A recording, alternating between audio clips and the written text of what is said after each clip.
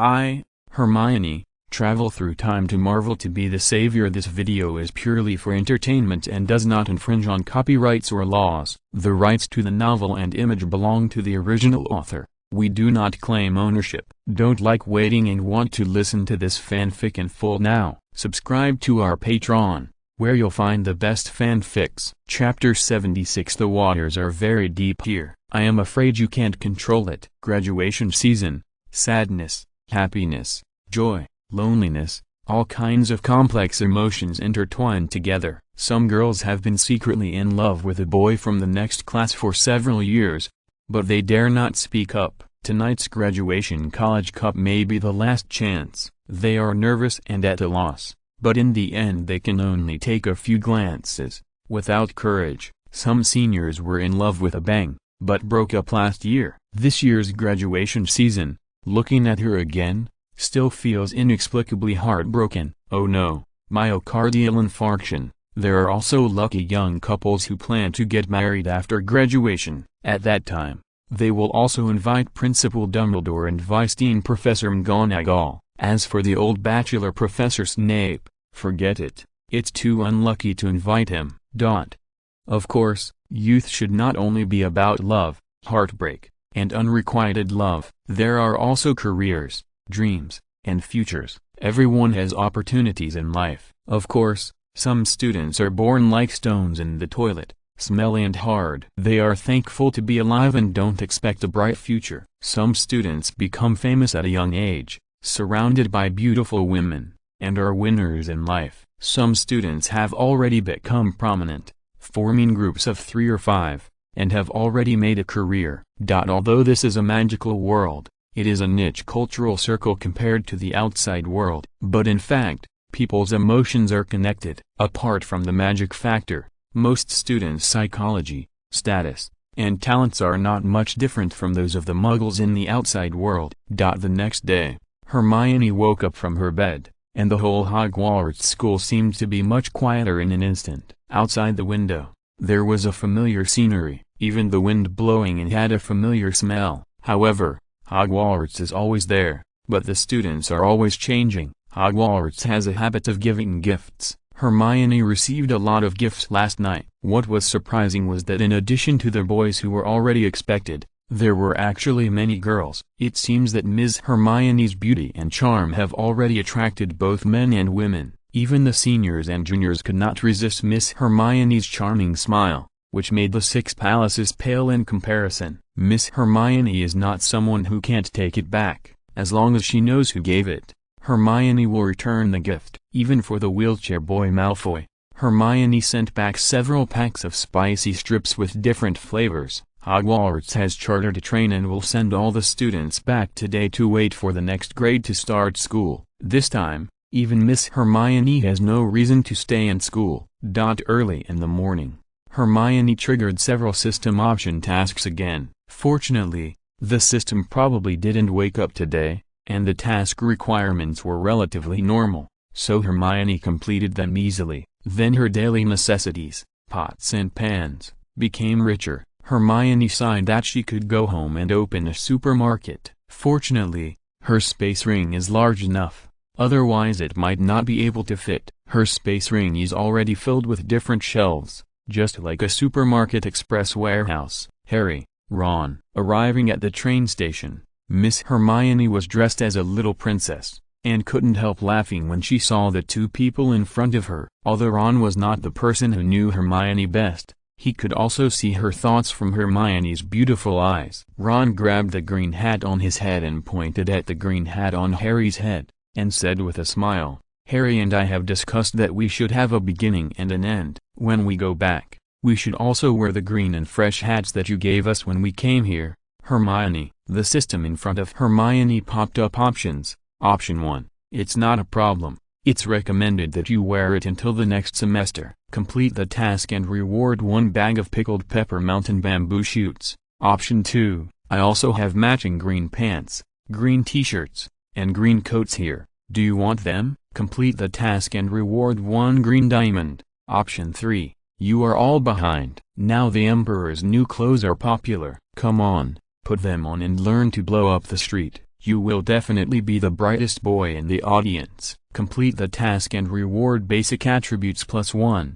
Okay. Option 3 has the most laughter points in the most visual sense. Harry and Ron are wearing Emperor's new clothes, with bags under their armpits and cigarettes in their mouths. The second-rate people are walking and blowing up the street. The picture is too beautiful to watch. Although Miss Hermione wanted Harry and Ron to give it a try, Hermione felt that she could still succeed by relying on her character, deception, and magical ability. However, Hermione's reason still overcame her bad taste. Hermione coughed twice and said seriously, "In fact, I have matching green pants, green t-shirts, and green coats here. Do you want them?" It was too serious, which made Hermione look like she was saying something very ordinary. Ron was overjoyed, and his familiar face showed a happy expression. He was surprised and said, "Do you have green underwear?" Hermione rolled her eyes at him. "Don't push it." Ron smiled awkwardly. He was indeed too happy just now, so abrupt. Only Harry always felt that this seemingly normal atmosphere contained a little bit of something wrong. Hermione took out the green suit that she had treasured in her space ring for a long time. The coat, pants and t-shirt were all green. Ron took it excitedly, and then couldn't wait to put it on, and showed it off happily in front of Ms. Hermione. "Hermione, the green suit you gave me is really nice." Hermione couldn't help laughing, but still said, "Ron, I don't wear it often. It's too conspicuous. Besides, I still think this green hat suits you best." Ron immediately showed an expression of hero's opinion, and nodded happily and excitedly. "I think so too. After all, this green hat is the first gift you gave me, Hermione. It is very precious and worth commemorating. Congratulations on completing option 2 task. Reward 1 green diamond." Harry took the green suit, but he didn't wear it. At this time, Hagrid came over. He was still so tall, and anyone in front of him was like a child. Hagrid was of course here to say goodbye to Harry, but seeing Ron in a bright green outfit that was so dazzling, Hagrid couldn't help but say, "Oh, Ron, you look so good in this outfit." Ron happily turned around and said, "Hagrid, this is the green suit Hermione gave me." "I'm so happy," Hagrid said. "Ron, Hermione is so nice to you. You must treat Hermione well." "That's a must." At this time, Hagrid took out a photo album and gave it to Harry, saying, "Harry, I should have given this to you earlier. Look at my memory." After Harry opened it, he saw his parents hugging each other happily in the photo and looking at the camera. Harry looked as if he was looking into the eyes of his parents. At that moment, Harry's heart seemed to be electrocuted. "Thank you, Hagrid. I'm so happy that I can have this album." Hagrid patted Harry's head and said with relief, "Harry, you fought Voldemort bravely and protected the Philosopher's Stone. You are the pride of your parents and the hero of the entire magical world." Hermione stood aside, happy for Harry. As for Ron, who was glowing green at the side, Hermione also felt it was weird, even though it was her fault. However, at this moment, the system options popped up again. Option 1. Snatch the photo album from Harry's hand. "Give it to you, Harry. The things in the magic album are all virtual. I'm afraid you can't grasp it, kid. It's a deep water here. Let me do it." Complete the task and get a box of wine as a reward. Option 2. Add your own beautiful magic photos to Harry's album, and say to Harry affectionately, "When you look at your parents' album in the future, you can see me when you turn to the back. From now on, you and you are a family, Harry." And look back at Ron. The green hat on his head is even greener. Complete the task and get a copy of Hermione's beautiful magic photos as a reward. Option 3. I have a funny expression bookmark here. I'll give it to you, Harry. Complete the task and get a basic attribute +1 reward. Please support the new book. Thank you everyone. Chapter 77. The most ridiculous thing in the world. These 3 options are like summer, autumn and winter. Whether it is summer or winter, for regions with distinct 4 seasons, it is an uncomfortable season, either extremely hot or cold. Spring and autumn are the seasons that make people feel very comfortable. Option 1. You can't grasp it. It's too funny. Option 2. It's too deliberate.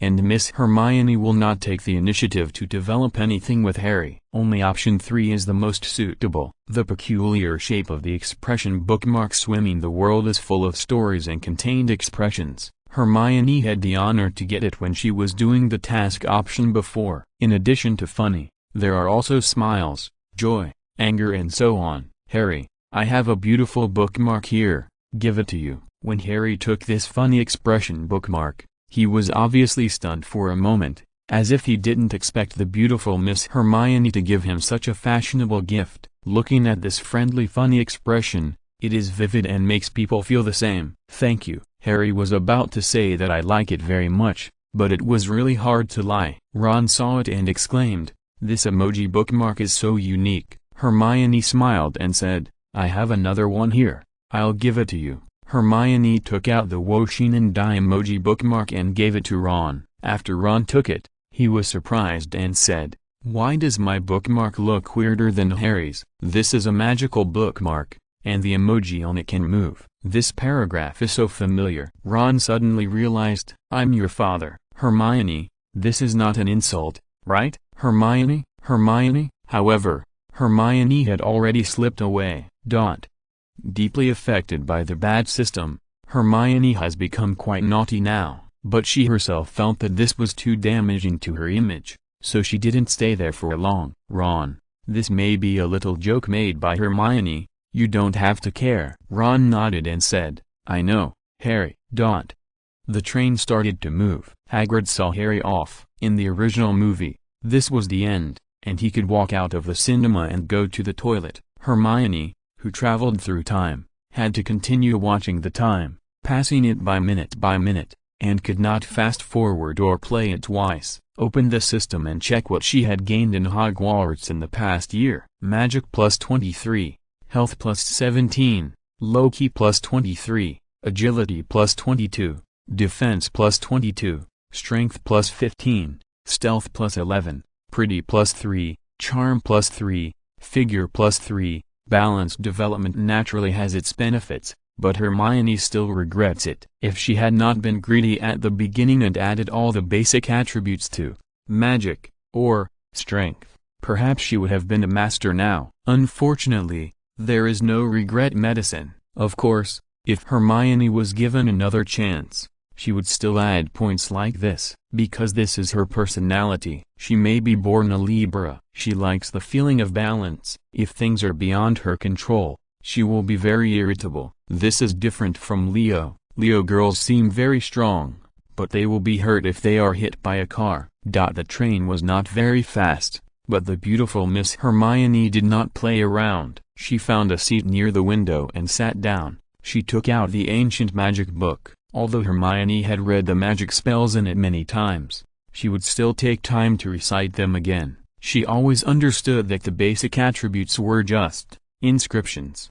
If she wanted to really exert her full strength, she also needed equipment and skills. Both are indispensable. Hard work does not necessarily lead to success, but not working hard will definitely be comfortable. Hermione chose success. She is a good child and she has her own choice. Back home, it is said that the closer you are to home, the more homesick you feel. But Hermione did not have this feeling. After all, she was not from this world. Once in the mirror of errors at Hogwarts, Hermione saw homesickness. It shows that going home is something that Hermione has engraved in her bones. However, the home she returned to was not here. Hermione still could not have a sense of belonging to the home here. In the original movie, there were very few plots about Hermione's family, and even less than Ron's family. There is a reason for this performance, because Hermione's family is really ordinary. Although Hermione's father is a dentist, and most dentists are relatively rich,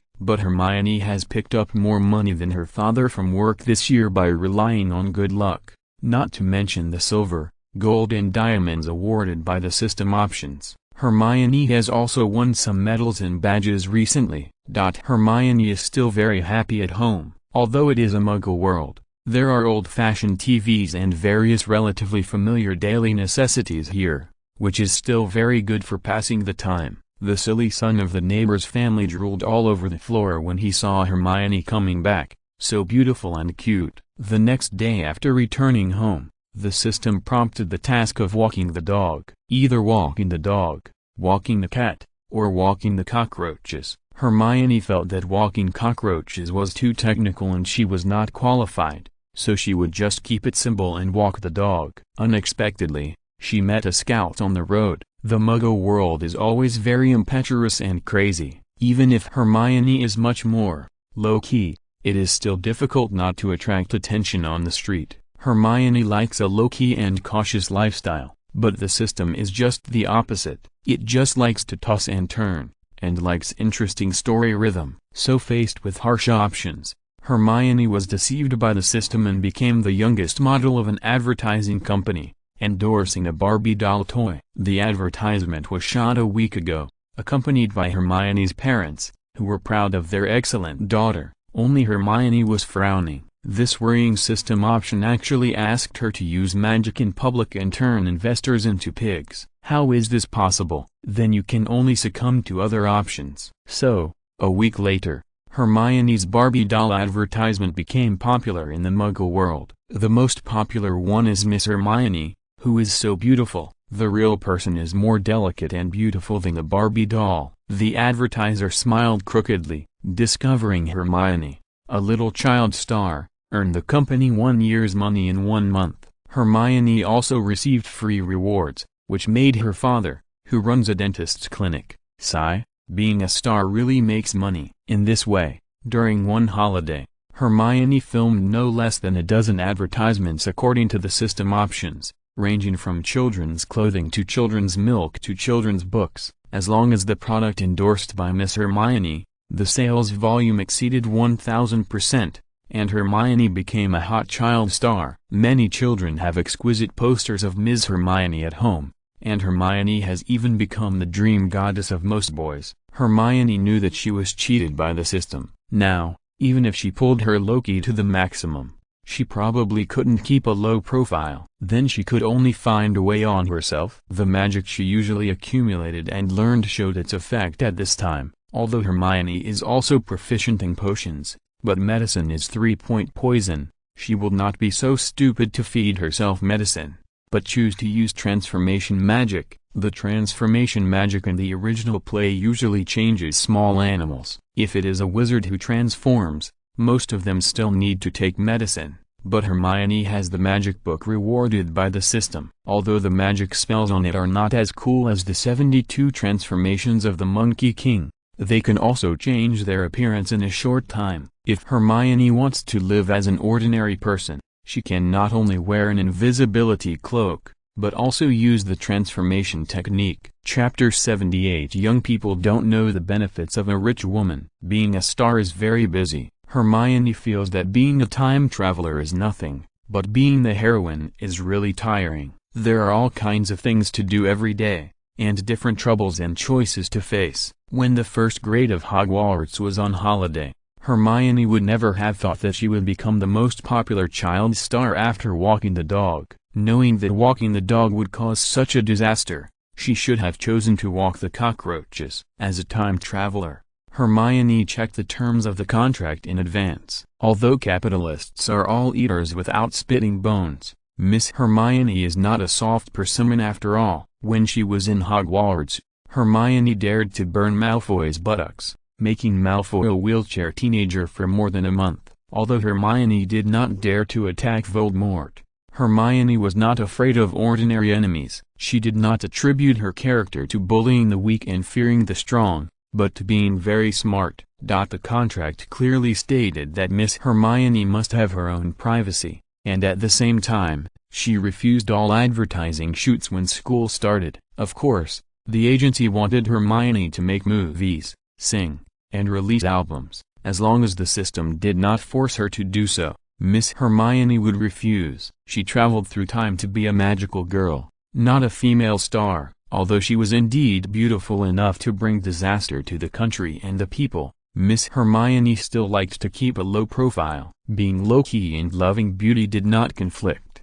Most of the companies that Hermione signed contracts with had consciences and knew that a steady stream of income would last a long time. Hermione wanted to go to school, so of course she could not cut off her studies just to make money. But some vampire capitalists did not think so. They believed that little Hermione did not have any works, and she only relied on her beautiful appearance to become popular. This kind of popularity would not last long. They had to squeeze Miss Hermione dry while she still had commercial value, preferably grinding her bones to pieces, until she had no value at all, and then let her go. What a pity. This group of unscrupulous merchants could never dream that Miss Hermione was not as sweet and harmless as she looked. She is a little witch at Hogwarts. With the invisibility cloak, the ominous sign plus the witch cloak, the bouncing bomb wand and the wind of sorrow wand, Hermione only needs a few spells to make everything develop in the way she expected. Although the Ministry of Magic prohibits wizards from using magic in the Muggle world, but since it is prohibited,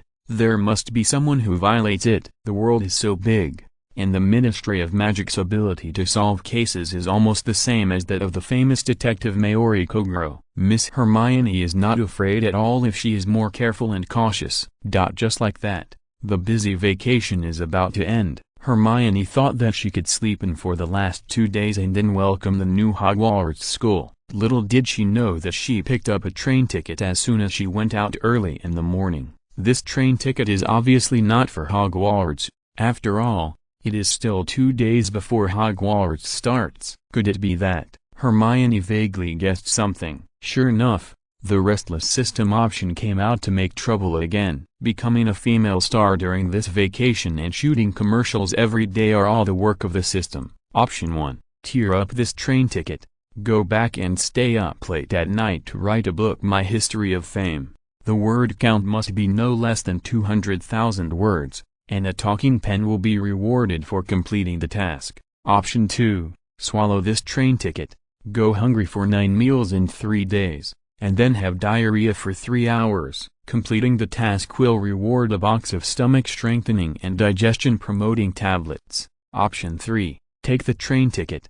Go to Harry Potter's house, trigger a new task, and complete the task to reward basic attributes +1. Look, this system is so poisonous. Can people choose between options 1 and 2? Obviously, only option 3 can be chosen. However, people have a rebellious mentality. Otherwise, just go hungry for 9 meals in 3 days, and then have diarrhea for 3 hours. It's no big deal. Forget it. Hermione imagined it for a while, and felt that after this choice, people would probably become a mummy. And option 1, 200,000 words in 1 night. Even if you install 100 springs on your fingers, they can't bounce out. Hermione made a decision and told her parents that Hogwarts was about to start, and she wanted to go there early. Hermione's mother said distressedly, "Hermione, you haven't had a day of leisure since you came back from vacation." As a mother, I feel so sorry for you. Hermione held back her tears and pretended to be fine, saying, "The more capable you are, the more work you should do. Besides, I'm only 12 years old, and I've already gained wealth and honor that others will never get in their lifetime. It's not a loss." Hermione's father said, "We will take you there." In the original play, when they were in Diagon Alley, Hermione's parents were also in the bookstore, and they were laughed at by Malfoy and his father at the time, because Hermione's parents were Muggles. Hermione here was not afraid of Malfoy's ridicule, because Malfoy here had long been obsessed with Hermione's beauty and could not extricate himself. No matter what identity or bloodline, it was nothing in front of absolute beauty. However, Hermione had a train ticket mission, which conflicted with the plot in the original play, so she just politely refused. Why not wait until next year? Hermione found a reason. "I'm famous now. My posters are everywhere in the streets. If you're recognized, you'll be troubled. Well, be careful on the road. Parents will be very worried when a little girl of this age travels alone." Hermione's parents have wanted to visit Hermione more than once, but unfortunately they can't find the way to Hogwarts. Hermione, after tidying up the internal space of the space ring, started on the road. Originally, she planned to return to the Muggle world and open a small store, and by the way, see if there are any electronic games in this Muggle world, like Super Mario, Contra, etc. Unfortunately, she never dreamed that she would be fine when she returned. and then become a star. At the corner of the road, Hermione cast a spell on herself, and her appearance was still beautiful, but it was no longer the same as before. Although it could only last for a while, it could also avoid being recognized. It was not a train to Hogwarts. On ordinary trains, most of the people were muggles, all kinds of ordinary people. The children were holding toys endorsed by Hermione, and even the billboards were all posters of Hermione. It really makes people feel shy. The posters here used to be all sexy beauties, but now it's rare to see sweet little girls. Very fresh, but very unnatural. The train stopped. Hermione got off, and then took another bus to Harry Potter's home. Now Hermione has become a star. Not only is the system rewarded, but she often picks up money, and now she is a huge reward for being a star. There is no doubt that Hermione is already a wealthy woman with a lot of money. Even if she buys a house for Harry alone and keeps him as a mistress, there is no pressure. Perhaps the system detected Hermione's thoughts, and 3 options popped up immediately. Option 1. As the most famous wealthy woman in the Muggle world, successfully keep Harry Potter, the most famous in the magic world, and complete the task to reward basic attributes +1. Option 2. Complete the book, The Story of My Keeping Harry Potter, and complete the task to reward cash 100,000. Option 3. Put on the invisibility cloak, sneak into Harry's room, tell him about your plan to support him, and the reward for completing the task is how to make a rich woman fall in love with you. One book. Hermione felt that sometimes she had to use some magic on her head to control her own wild ideas, otherwise, she didn't know what weird ideas the system options would trigger. It's really a headache. Are rich women so attractive? When you are young, you don't know the good of rich women, and you mistakenly take girls as treasures. Wait, am I not a girl? Who says a beautiful girl can't be a rich woman? Please support my new book.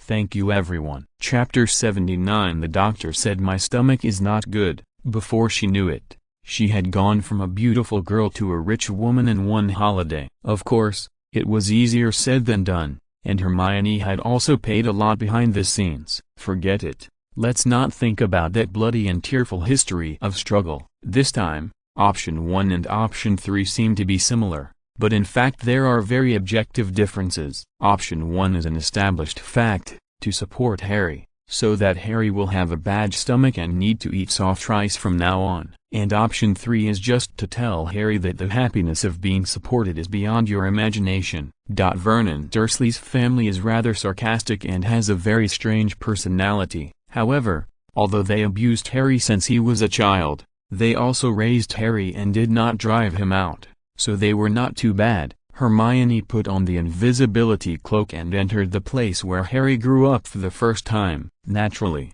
Hermione had never been there before. Vernon Dursley was the director of the Granning Company, which specialized in producing drilling machines. He was also successful in his career and had a big house, but before Harry was in the 1st grade, he could only live in the staircase storage room. He was very fat, and so was his son Dudley Dursley. But his wife Petunia Evans is very thin like Harry Potter. Maybe it's because of different genes. Vernon Dursley is successful in his career, but he spends most of his time at home. Apart from being mean to Harry, he is a good man who cares about his family. At least in the original movie, Vernon Dursley is rarely seen going out to fool around or keep mistresses. Hermione is a witch, so it's easy for her to put on the invisibility cloak and enter the house. Hermione thought her system would trigger some options. For example, let Vernon Dursley do sit-ups upside down, let Dudley Dursley crawl and bark like a dog, or punish Petunia Evans,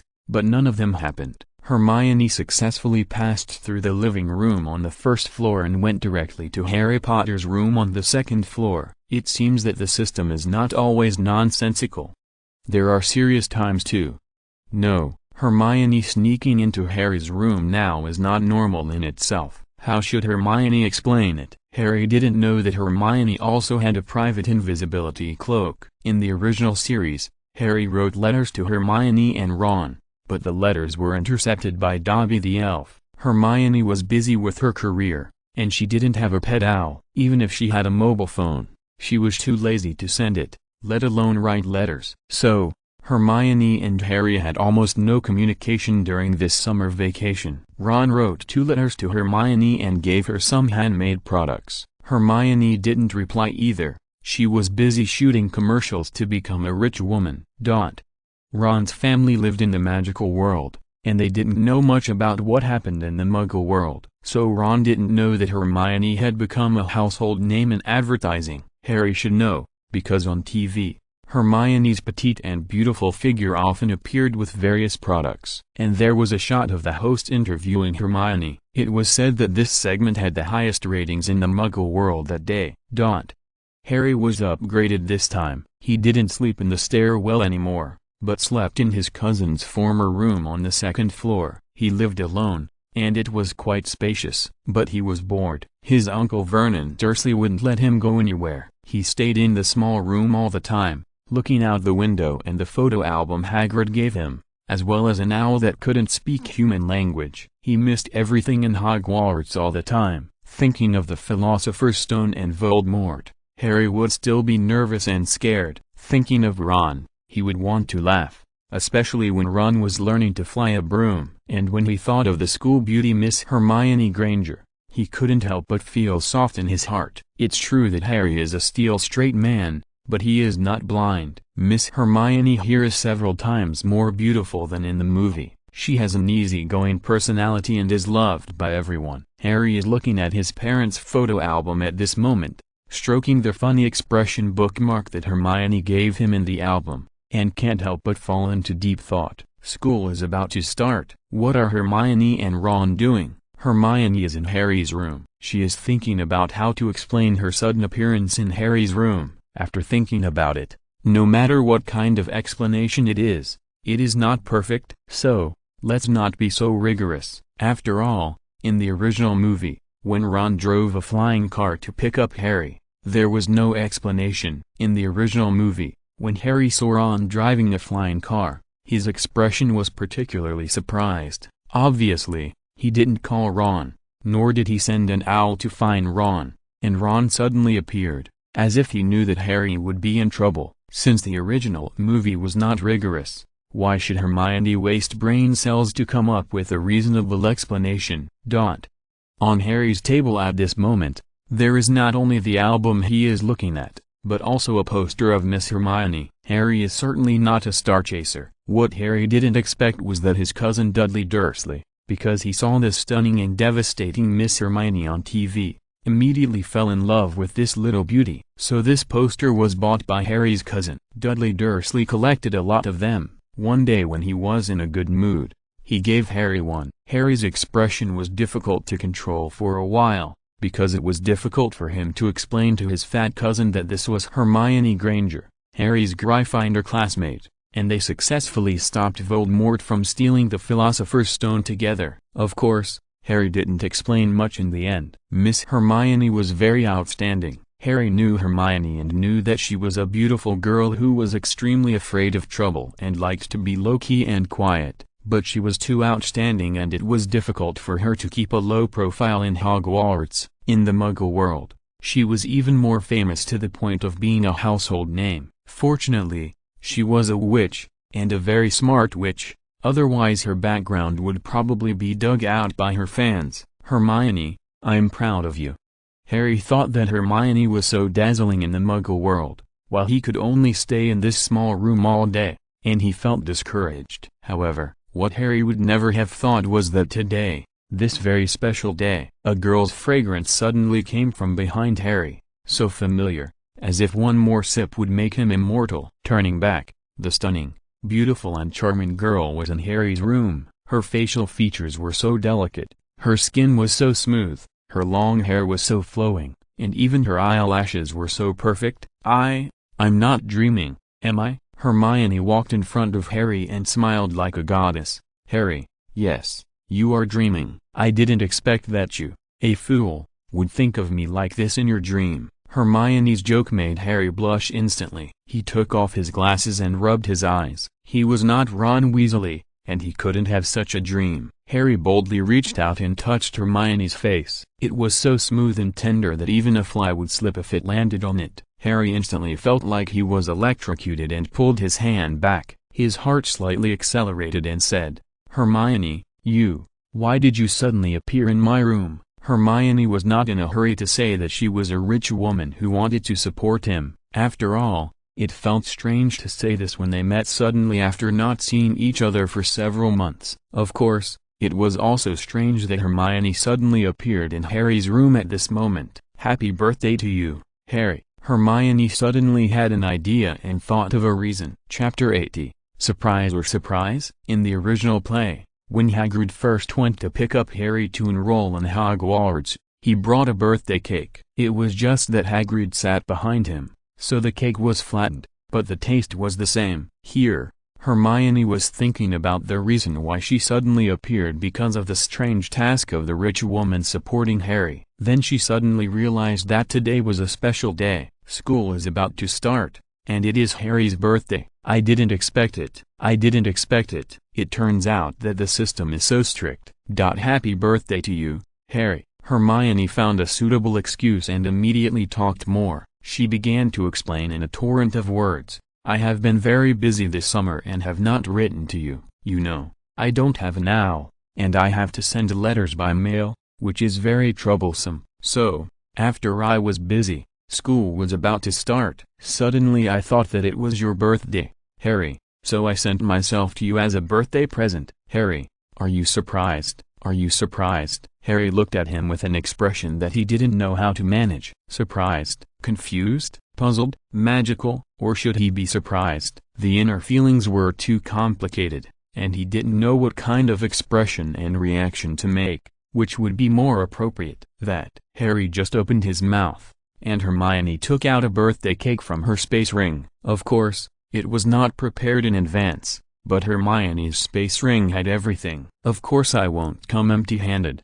Harry. This birthday cake I made myself." This was a reward for the system option task, and it could be said that Hermione made it herself. It has a unique taste and rich nutrition. Harry just opened his mouth, and Hermione picked up her poster on Harry's desk and joked, "I didn't expect that, Harry. You are still my fan. Since it's your birthday today, I'll give you an autograph." As she said that, she quickly wrote the name, Hermione Granger, on the poster that Harry's cousin gave him. Hermione was originally a lady from a noble family, with beautiful handwriting. In addition, after becoming a little star, she had more occasions to sign, and she also practiced and discussed with the agency how to sign beautifully. So at this moment, on the poster on Harry's desk, Hermione's signature was not only flamboyant, but also artistic and pleasing to the eye.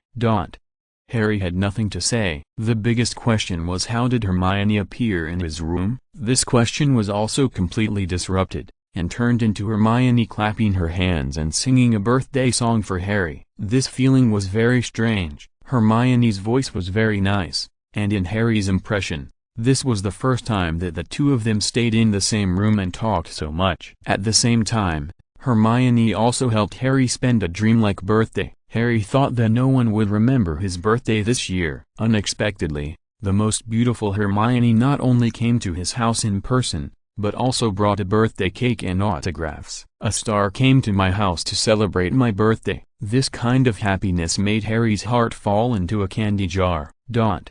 Harry blew out the candles in a daze, and then sat face to face with the beautiful Hermione and ate the cake together. "I haven't seen her for a few months. Hermione seems to have grown taller and her figure is more beautiful." In the original play, Hermione was an airport, but here, although Hermione is not particularly exaggerated, she is also in golden proportions, very coordinated, pure and cute with a little sexiness of a beautiful girl. She is simply a little goddess. Seeing that Harry had been almost fooled by her, Hermione got straight to the point. "Harry, as you know, I have a successful career in the Muggle world recently and I have some money. You live in a place that is too unfree. How about I buy you a house and you can live with me?" Hermione was embarrassed to say the word keeping a mistress. She was more tactful. After all, Hermione didn't want to do something bad with good intentions and make Harry feel insulted. Harry didn't expect Hermione to be so nice to him. This was the first time a girl had been so nice to him since he grew up. Even Hagrid wouldn't be so attentive. Harry was so moved that he almost cried. Only when a person is wronged and comforted by a gentle person will he break down and cry. Fortunately, Harry held back. He said excitedly, "Hermione, thank you for your kindness. You have shot so many commercials and it is very hard. You bought a big house and you can live with your parents. It's not appropriate for me to live with you." If it was Ron, he would definitely agree happily. It's not that Ron likes to be a gigolo. He just wants to be with Miss Hermione day and night. Congratulations on completing option 3 task. Reward 1: How to make a rich woman fall in love with you. Hermione looked at the task reward and fell into thought. Is this a self-attack? I am attacking myself. I am a rich woman. I love myself. It seems that there is no problem in logic. Hermione no longer struggled with this problem in her heart. As long as the task was completed, she wanted to run away quickly.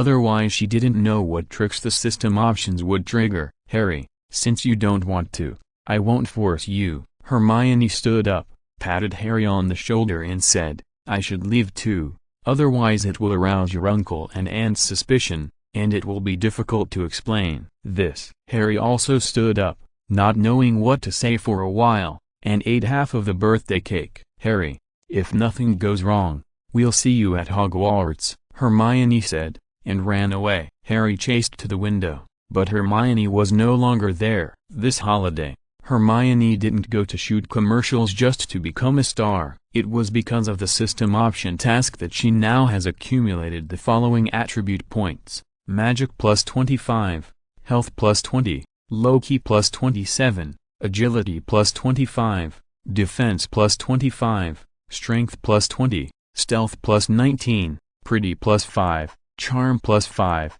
Body plus 5, Skin plus 5. Hermione, who is a Libra, has balanced attribute points. Although she doesn't have any outstanding attributes, she can always use them in various complex environments. For example, Stealth and Agility. Hermione used them when she left Harry's room. She didn't seem to be a sexy mage Zenji who walked slowly in the middle lane, but an assassin with a hot and flexible figure.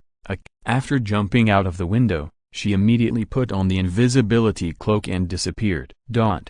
While Harry was still confused, another little thing suddenly appeared and scared Harry. Although Hermione appeared suddenly, she was so beautiful that people felt like they were dreaming. Every frown and smile of Miss Hermione was touching. The next moment, another uninvited guest suddenly appeared. It was ugly, with big eyes and big ears, wrinkled, hairless, and gray skin. It didn't look like a human, but it was also a goblin walking on 2 feet. You scared me. Are you a goblin? Harry had seen goblins managing the bank in Gringotts and Diagon Alley before, but those guys had strange tempers and looked arrogant. It was a little different from the goblin that suddenly appeared in Harry's bedroom at this moment. It was dirty, wearing rags, and had a different shape and appearance. The goblin that suddenly appeared spoke, and its voice was very strange. It said, Dobby didn't mean to scare Harry Potter. Dobby is a house elf and a slave. Dobby spoke in a very low posture,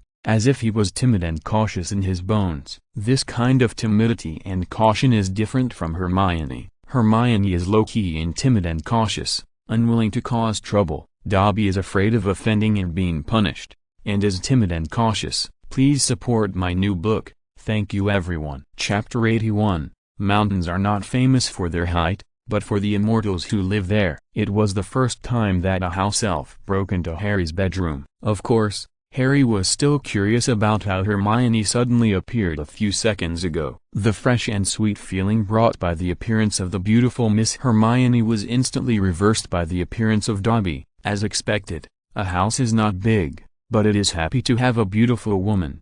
Today is a very special day for Harry. The sudden appearance of 2 uninvited guests made Harry feel that magic is so magical nowadays. Great Mr. Harry Potter, Dobby is so happy to see you. Dobby's way of speaking was a little exaggerated, and because of his weird appearance, rich expressions and body movements, it seemed very tense. Dobby wants to tell the great wizard Mr. Potter that you must not go to Hogwarts this year. Harry did not expect that the elf who called himself Dobby would suddenly say this. The word elf always makes people think of small and beautiful things, but Dobby in front of him is not. It is not only male, but also has an abstract appearance. Why? Harry said, "You don't know how long I've been waiting for the first day of school. I belong to Hogwarts. That's my home, not here." As a little man, Harry would not complain to Hermione about the grievances he suffered at his uncle's house. But at this moment, the house elf Dobby suddenly appeared and spoke inexplicably, which really made it difficult for Harry to agree. "Mr. Potter, something terrible is about to happen in Hogwarts. Dobby must stop Mr. Potter from going to Hogwarts." Dobby began to complain. "Mr. Potter doesn't know that during the reign of the Great Demon, we house elves lived a life worse than pigs and dogs. Of course, we are still worse than pigs and dogs now. It was Harry Potter who defeated the Great Demon, so Dobby can't let Mr. Potter go to Hogwarts to die." Harry heard this and realized the seriousness of the problem. Although Dobby behaved strangely and spoke evasively, it could be felt that he did not lie. "Dobby, tell me, what terrible things will happen in Hogwarts?" Dobby dodged Harry with eyes as big as a cow and said, "Dobby can't say it. Dobby is a bad elf. Dobby has to punish himself." Dobby jumped onto Harry's desk and hit his head with the lamp. "Stop it, Dobby, stop it." Harry didn't expect that Dobby would be self-harming. What kind of family would force a house elf to be like this? Not only is he neurotic, but he is also so self-harming, as if he would face severe punishment if he said one more wrong word. Dong dong dong. Heavy footsteps came from the stairs. Harry's door was suddenly opened. Harry knew who was coming, and he quickly hid Dobby in the closet. It was his uncle Vernon Dursley, a super fat man who was very strict with Harry, but his face was quite festive. Vernon Dursley had a beard, and when he was angry, his beard would stand up, which was very funny. "Harry, I remember I warned you that today is a very important day for my career. You don't mess it up, huh?" "What's that?" Vernon Dursley quickly saw the unfinished cake on Harry's table. "I don't remember that I've bought this flavor of cake." Obviously, his uncle would not remember that today is Harry's birthday. Every year when Hogwarts is about to start school, it is Harry Potter's birthday. Click. The cabinet next to Harry made a sound, as if the cabinet door opened uncontrollably, and then Harry quickly closed it. "This cabinet door is broken," Harry said embarrassedly. Vernon Dursley frowned, as if he had forgotten about the cake just now. He warned again, "My important guests will come in a while. You are not allowed to cause trouble for me, Harry. And this cabinet door, fix it for me." "Yes, uncle." Just when Harry thought the farce was about to end, another little fat boy suddenly broke in. In the original play,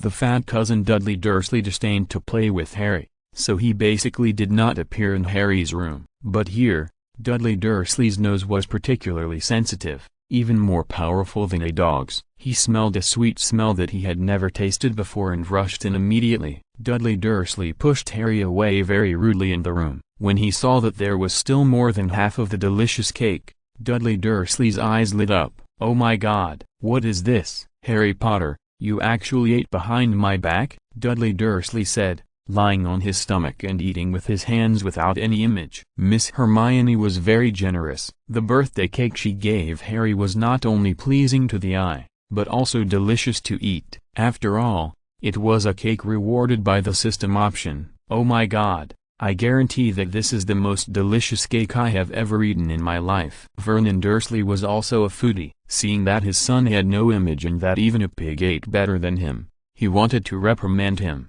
but he couldn't resist the temptation of delicious food. Coming over, he scooped a lump of cream with his fingers and put it in his mouth. Vernon Dursley's eyes lit up immediately. Then he stared at Harry. "Tell me, Harry, where did you get this flavor of cake? I've tried all the cake shops around here, and none of them are as delicious as this." Harry was touched that Miss Hermione not only remembered his birthday, but also sent him a cake that would make his uncle envious.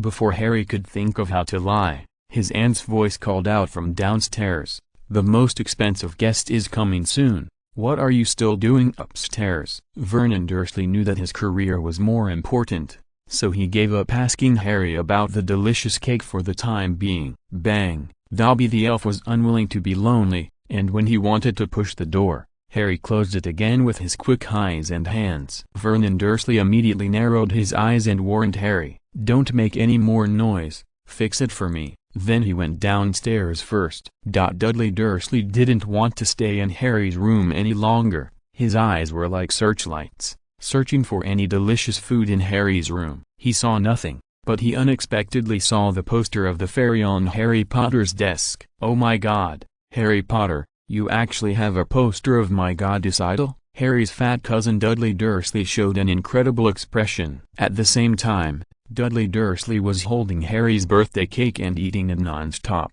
Harry was speechless about this family, but he could only explain, "Dudley, you may have forgotten that this is a gift from you." Dudley Dursley looked at the beautiful poster of his goddess Hermione, the delicate features, the white skin, the slender and exquisite figure, and really wanted to go over and kiss her. But Dudley Dursley obviously noticed something. He exclaimed, "How is this possible? I don't remember that the poster of my goddess I gave you had her autograph. This is impossible. I don't even have a signed poster of my goddess." "Harry Potter, how did you get the autograph?" As a die-hard fan of Hermione Granger, Dudley Dursley of course recognized it at a glance. This signature is absolutely authentic. Most people want to imitate it, but they don't have the writing skills. Thank you all for your rewards, monthly tickets, recommendation tickets, collections and investments. Thank you everyone. If you're listening to this novel on a channel other than Fanfic World,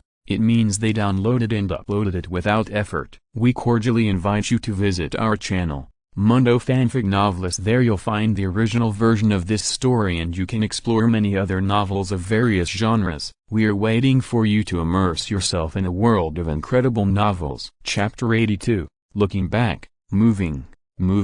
Yo, it's uncomfortable. Harry was sure that his cousin Dudley Dursley was even more obsessed with Hermione than Ron. Looking fat and wretched. "My dear Dudley, the distinguished guest is coming. Come down quickly," his aunt urged from below. His uncle's family had to be neat and tidy to receive the distinguished guest. Of course, Harry Potter did not belong to his uncle's family, so he had to stay upstairs alone, not making any noise, and not coming down. But Dudley Dursley could not do that. He had to go downstairs and receive the guests in a neat and tidy manner. "Harry Potter, I'll ask you next time," Dudley Dursley said, and then he took the poster with Hermione's signature domineeringly, rolled it up carefully, and took Harry's birthday cake like a bandit, and also took Miss Hermione's autographed poster. Then he walked away. Although Harry was angry, today was special, and there was also a house elf Dobby of unknown origin in the house. Harry was also in a dilemma, and could only tolerate his cousin Dudley Dursley's arrogance for the time being. Harry and the beautiful Miss Hermione had just eaten the cake together, and they were still face to face. As for the autographed posters, if Harry wanted them, he could tell Hermione when he got to Hogwarts, and he could get as many as he wanted. So there was no need to be angry with the annoying bandit Dudley Dursley. The cabinet door opened and Dobby jumped out. Dobby in the original play did not sympathize with Harry's situation at all, perhaps because his original family was arrogant and selfish, and did not consider others at all, which led to Dobby's lack of attentiveness in this regard. But the story that just happened to Harry was obviously much more than that in the original play and the movie. Dobby saw it with his own eyes and felt the same way. Dobby felt sorry for Harry for a moment and said, "I never thought that the great wizard Mr. Potter would live such a bullied life in this family. Dobby wants to help Mr. Potter get revenge." Harry immediately grabbed Dobby and said, "Listen, Dobby, don't mess with me. You just saw it. I don't belong here, I belong to Hogwarts." Dobby immediately thought of something. The purpose of his coming here was to stop Harry from going to Hogwarts. No, Dobby can't let Mr. Potter go to Hogwarts. Dobby wants to protect the great wizard Harry Potter. Dobby's little head was talking to himself. Dobby thought that as long as no classmates from Hogwarts rode to Harry Potter, Mr. Potter would be very disappointed and would no longer go to Hogwarts. Harry smiled bitterly and said, "I don't have many classmates. Hermione is very busy, and she won't write to me." "But, Ron, wait, what did you do with my letter?" Harry suddenly realized that even if Hermione was afraid of trouble and had a pet owl, she wouldn't write a letter. But it is impossible that he did not receive any of the letters he sent to Ron. But Harry did not receive Ron's letter. Dobby confessed and took out Harry's letters. There were not as many as in the original movie, but they were indeed Harry's letters. "Dobby, what did you do?" Harry began to get angry, feeling as if his privacy was being peeped. This feeling was terrible. Dobby was determined and said, "Dobby is just a house elf who is worse than pigs and dogs." But Dobby knows that the great Mr. Harry Potter must not die, so Dobby must stop Mr. Potter Wizard from going to Hogwarts. Harry had heard enough of Dobby's words. What terrible things would happen in Hogwarts? Dobby did not say anything, but just stopped Harry blindly. How could this be possible? How could Harry Potter not go to Hogwarts to study? "Give me back the letter, Dobby." Harry was very angry, although he knew that Ms. Hermione was unlikely to write to him. He thought that if there were letters written by Hermione to him in it, and it was even possible that Dobby who intercepted these letters would peek at them, Harry felt furious. Compared with Miss Hermione, it seems that Ron's letter was peeked, but it doesn't matter. As the saying goes, brothers are like limbs, fairies are like clothes. Whoever touches my fairy, I will chop off his limbs. Harry is certainly not a person obsessed with beauty, but in his heart, Hermione is much more important than in the original play. It's just that Harry doesn't show it, and of course he won't say it. "You chase me and I hide." Dobby and Harry are playing hide and seek. It is flexible, and Harry can't catch it for a while. It was just that Harry caught it easily just now because Dobby didn't dodge. As long as Mr. Potter promises Dobby not to go to Hogwarts, Dobby will return these letters to Mr. Potter. Impossible. Harry is also an upright person. With the cunning of human beings, he can completely deceive Dobby first, and then go back on his word after getting the letter. Unfortunately, Harry is not that kind of person. Then Dobby can't return the letter to Mr. Potter. Dobby deliberately opened the door and rushed down the stairs. It's over. It's over. Harry knew that Dobby was going to get into trouble. Just now, my uncle had repeatedly warned me not to come down, but Dobby, the elf who had no bottom line in doing things, went downstairs. There was no way. Harry couldn't stay upstairs anymore, so he followed him downstairs. Then, Harry saw a shocking scene. Dobby stood in the corner, seemingly waiting for Harry Potter to come. In the living room, in addition to my uncle's family, there was another old couple who looked quite upper class. Even Harry's uncle was fawning on them, which showed how valuable this pair of guests was. The more successful a person is in his career, the more he understands the importance of noble people. But Dobby actually used magic. Although Dobby was an ugly elf, his magic should not be underestimated. No wand or spell was needed. He simply raised his finger, and a piece of cake that his aunt had carefully prepared not far away flew up. No, Dobby. Harry's scalp was numb, and he felt desperate. Why did he have to experience the beauty of being with Miss Hermione on his birthday, and then send Dobby, the plague god? Dobby smiled like a wicked elf and said, "Unless Mr. Potter agrees that Dobby will not go to Hogwarts, otherwise." Harry did not refuse immediately as he did in the original movie. Harry here was obviously more thoughtful after being trained by Miss Hermione. Harry was considering whether to tell a white lie. This domestic elf Dobby was obviously mentally ill. He could not confront it head-on, but had to be roundabout. He looked back and reached out. The ghost knife was invisible when it was opened. He moved around and did it with his hands. Oh, it was uncomfortable, but Dobby obviously did not give Harry more time to think. It seemed to tell Harry that as long as Harry did not listen to advice, it would do anything. After all, Dobby's original family was this kind of corporate culture. Even if Dobby's intentions were good, his behavior was very much like the style genes of a villain.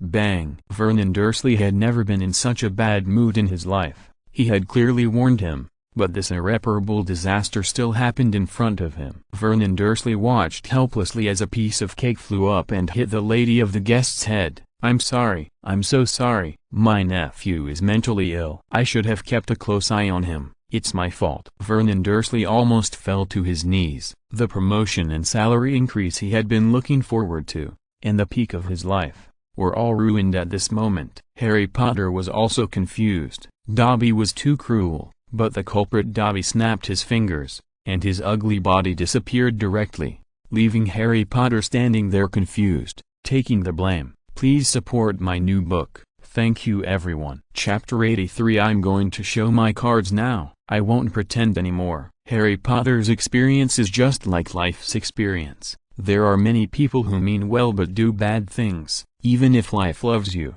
it will still bring a lot of troubles and unhappiness. Harry was bullied since he was a child. He could accept whatever he suffered at his aunt's house, so his mental defenses would not collapse completely. Besides, the trouble caused by Dobby this time really ruined his uncle's good deeds.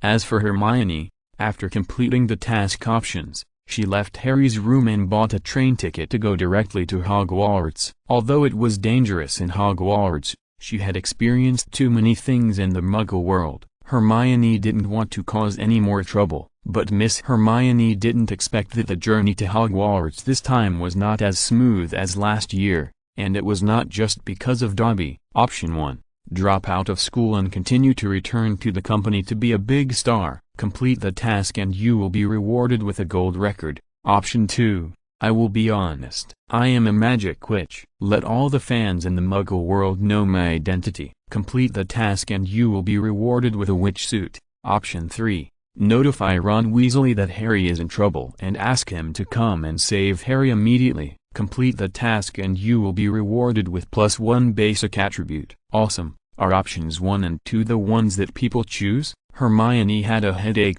It was obvious that the system was just used to make up the numbers. The real purpose was to make Hermione choose option 3. However, Hermione could go against the routine and choose option 1, dropping out of school to become a big star. Although it felt a bit unreliable, or, she could directly confront the fans in the Muggle world and stop pretending. I wanted to get along with you as an ordinary person. In fact, I am a noble and mysterious magic witch. However, the cautious Hermione still chose option 3. After all, she had already been to Harry Potter's house, so it wouldn't be a problem to go to Ron Weasley's house again. Ron's address was not so easy to find, but it didn't matter. Hermione went out and picked up a pile of gold and put the money she picked up into the space ring. Of course, picking up money has nothing to do with the task. It's not that you always pick up a train ticket and then find Harry's house.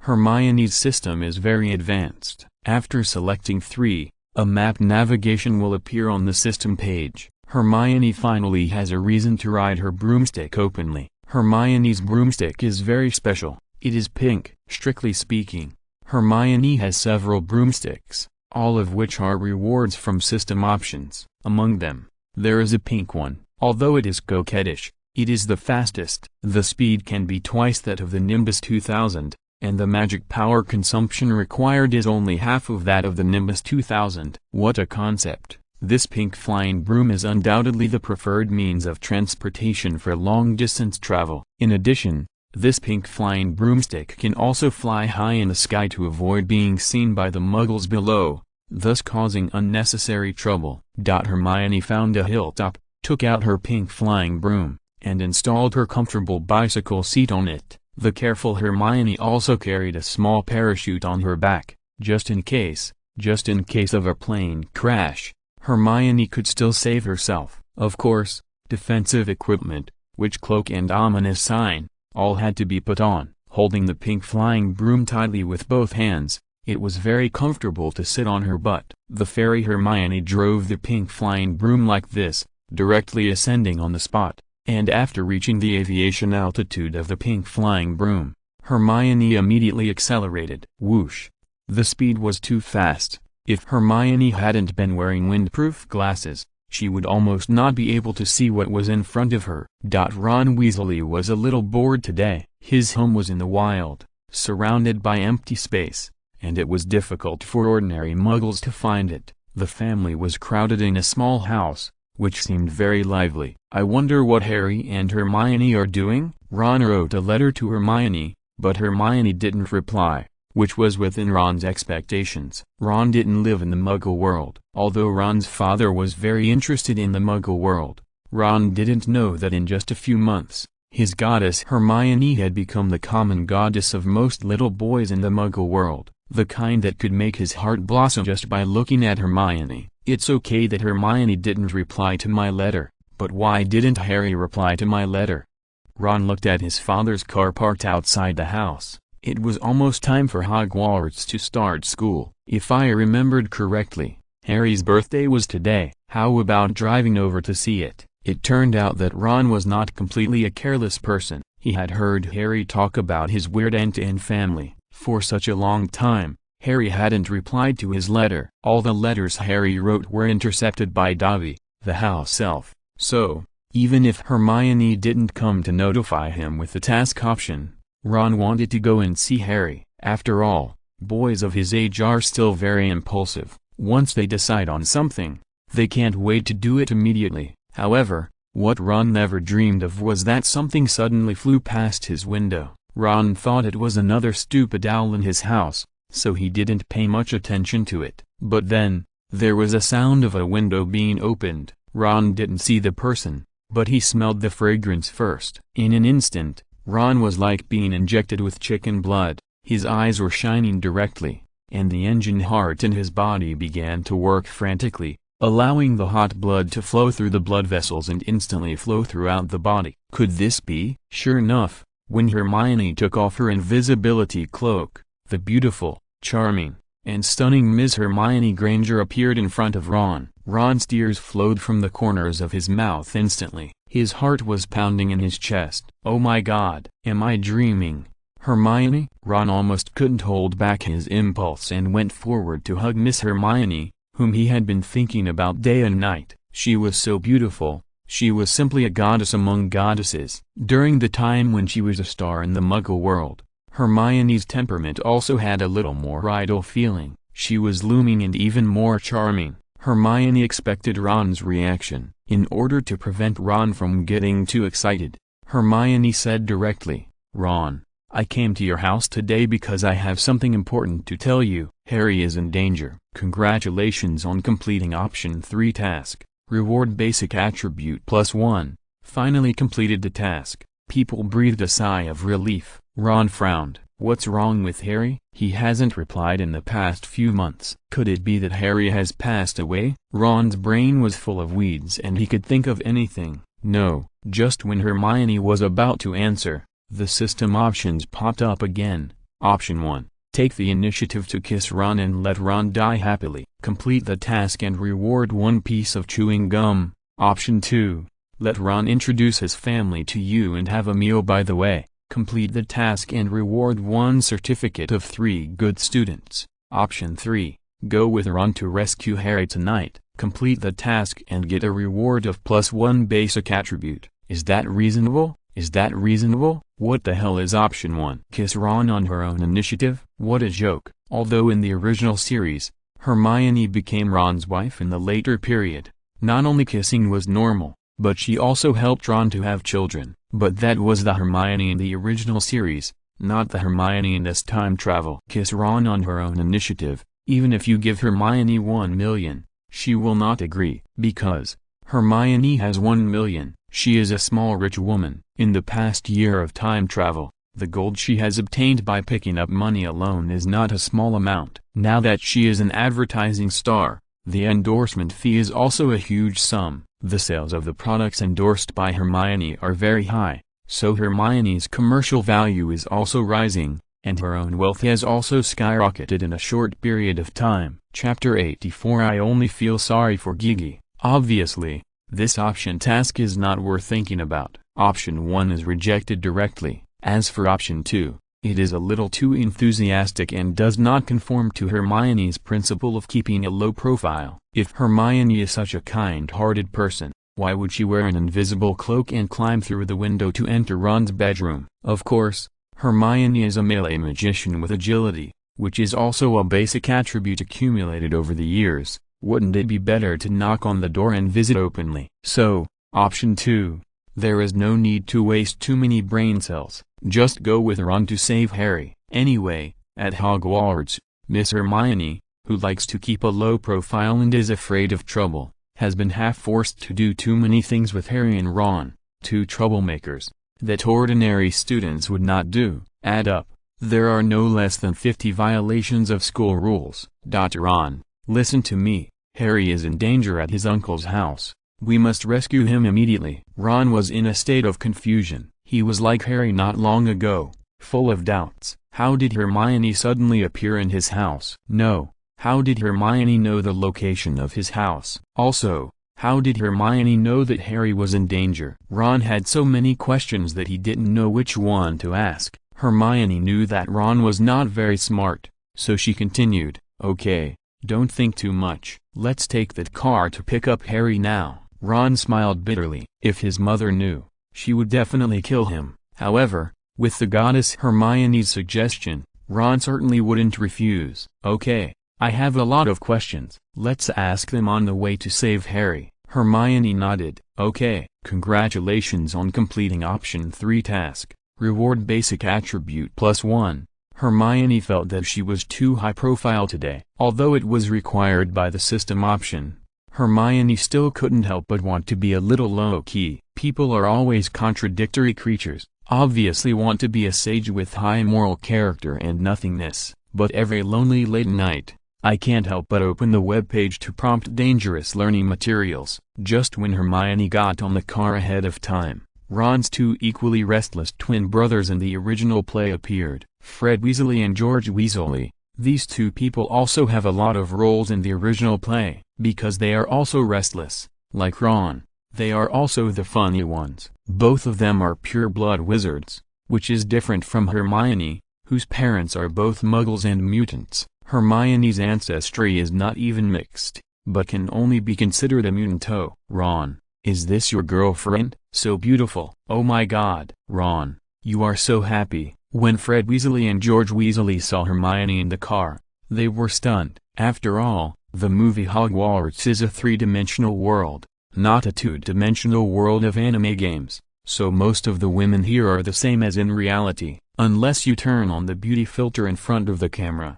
Otherwise, it is difficult to be amazing without makeup. But at this moment, Hermione in the small car is completely a breakthrough. Ice skin, big crystal eyes, exquisite nose, gorgeous mouth, and even slender fingers are so perfect. Fred Weasley and George Weasley had never seen such a beautiful girl. "My dear brothers, please stop joking. She is Miss Hermione Granger, the school beauty of Hogwarts." Ron was helpless. His 2 twin brothers liked to joke too much. They would not miss any opportunity to laugh. Fred Weasley and George Weasley were also students of Hogwarts. Miss Hermione was their junior, so they naturally knew each other last semester. It's just that they rarely talked face to face. "Ron, you are so boring." "Of course we know it's Miss Hermione. After all, it's hard to find such a beautiful little beauty in the world." "Miss Hermione, who is as beautiful as a fairy, we are so happy to see you." Fred Weasley and George Weasley had a tacit understanding,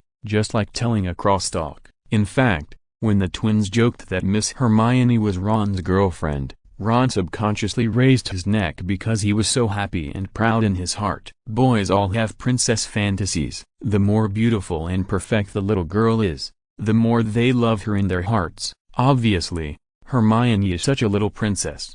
When Hermione faced Fred Weasley and George Weasley, she felt a little embarrassed. If it was at Hogwarts, maybe Hermione could face it calmly, but here, it was obviously not possible. The space inside the car was too narrow. The system options were very considerate and immediately gave Hermione several choices. Option 1, "I'm very happy to see you, otherwise, I'll show you a split. Complete the task and reward you with a set of slimming dance clothes." Option 2, "I have 2 bags of melon seeds here. Do you want to eat them?" Complete the task and reward you with a box of spiced sunflower seeds. Option 3, "I can spiral up to the sky. How about showing you one?" Complete the task and reward you with a small propeller. Hermione was also speechless. Is this the reason why the system detected that Fred Weasley and George Weasley were both funny? Why do options 1 and 3 look so silly? No, Miss Hermione is a fairy. How can she do something that destroys her image? "I have 2 bags of melon seeds here. Do you want to eat them?" Hermione took out 2 bags of melon seeds directly. "Congratulations on completing option 2, and you will be rewarded with a box of spiced sunflower seeds." Most foreigners don't have the habit of eating melon seeds, but they sell them in their supermarkets, so they are not unfamiliar with melon seeds. Fred Weasley and George Weasley didn't want to eat them at first. After all, they had never tried it before, but seeing that Miss Hermione was so beautiful, She was the most beautiful girl in the history of Hogwarts. Well, thank you. How do you eat this? Fred Weasley and George Weasley took the melon seeds respectively, opened them, grabbed a handful, stuffed them into their mouths like eating bins, chewed them, and then said with an indescribable look of satisfaction, "It's a bit hard, but it tastes good." Ron drove while laughing and crying, "My two silly brothers, this is not how you eat melon seeds." Ron and Hermione have been classmates for more than a year, and even Malfoy has learned to eat spicy strips of various flavors. It is expected that Ron will eat melon seeds. The car began to fly, just like in the original movie, which is magical, but it is nothing big in the magical world. Ron originally planned to talk about love with Miss Hermione alone in the car and answer all his questions, but because of his two restless twin brothers, they could only discuss how to eat strange snacks along the way. Hermione is not only beautiful and sweet, but also very knowledgeable about food. As long as Fred Weasley and George Weasley have seen snacks, whether in the Muggle world or the magical world, Hermione has eaten them and studied how to eat them better. How to eat them will cause vomiting and diarrhea, and lie flat. Finally, when this flying car is approaching Harry, Hermione's system options pop up again with options that make people laugh and cry. Option 1, said to Ron, who was driving in a teasing tone, "Brother, you drive with me. Harry will not be angry if he knows it." And take out a lollipop from the space ring and lick it. "It's delicious, brother. Try it, brother." If Harry knew that we were eating the same lollipop, wouldn't he be jealous? Your Harry Potter is so scary. Unlike me, I only feel sorry for Gigi, brother. The reward for completing the task is a brown electric car. Please support my new book. Thank you everyone. Chapter 85, The Flying Car. Option 2, leave without saying goodbye, jump out of the car, and disappear. Completion reward basic attribute +1. Option 3, leave with a goodbye, tell Ron that the car is full and let Harry sit in your seat. Completion reward basic attribute +1. Hermione looked at the system option task again and again. It is no exaggeration to say that option 1 is the most terrifying task requirement Hermione has ever seen. What are those? Also, I can only feel sorry for Gigi. Hermione is almost shivering. This is absolutely impossible. Hermione will never do such a thing. Saying such green tea words. A car usually seats 4 people. In the original play, Ron drove the car and his two twin brothers sat in the back, so that they looked familiar. The co-pilot was of course for the cute little Harry. At this moment, because of the system option task, Hermione also came to join in the fun, so that Harry could have a seat later. Undoubtedly, options 2 and 3 are relatively reliable.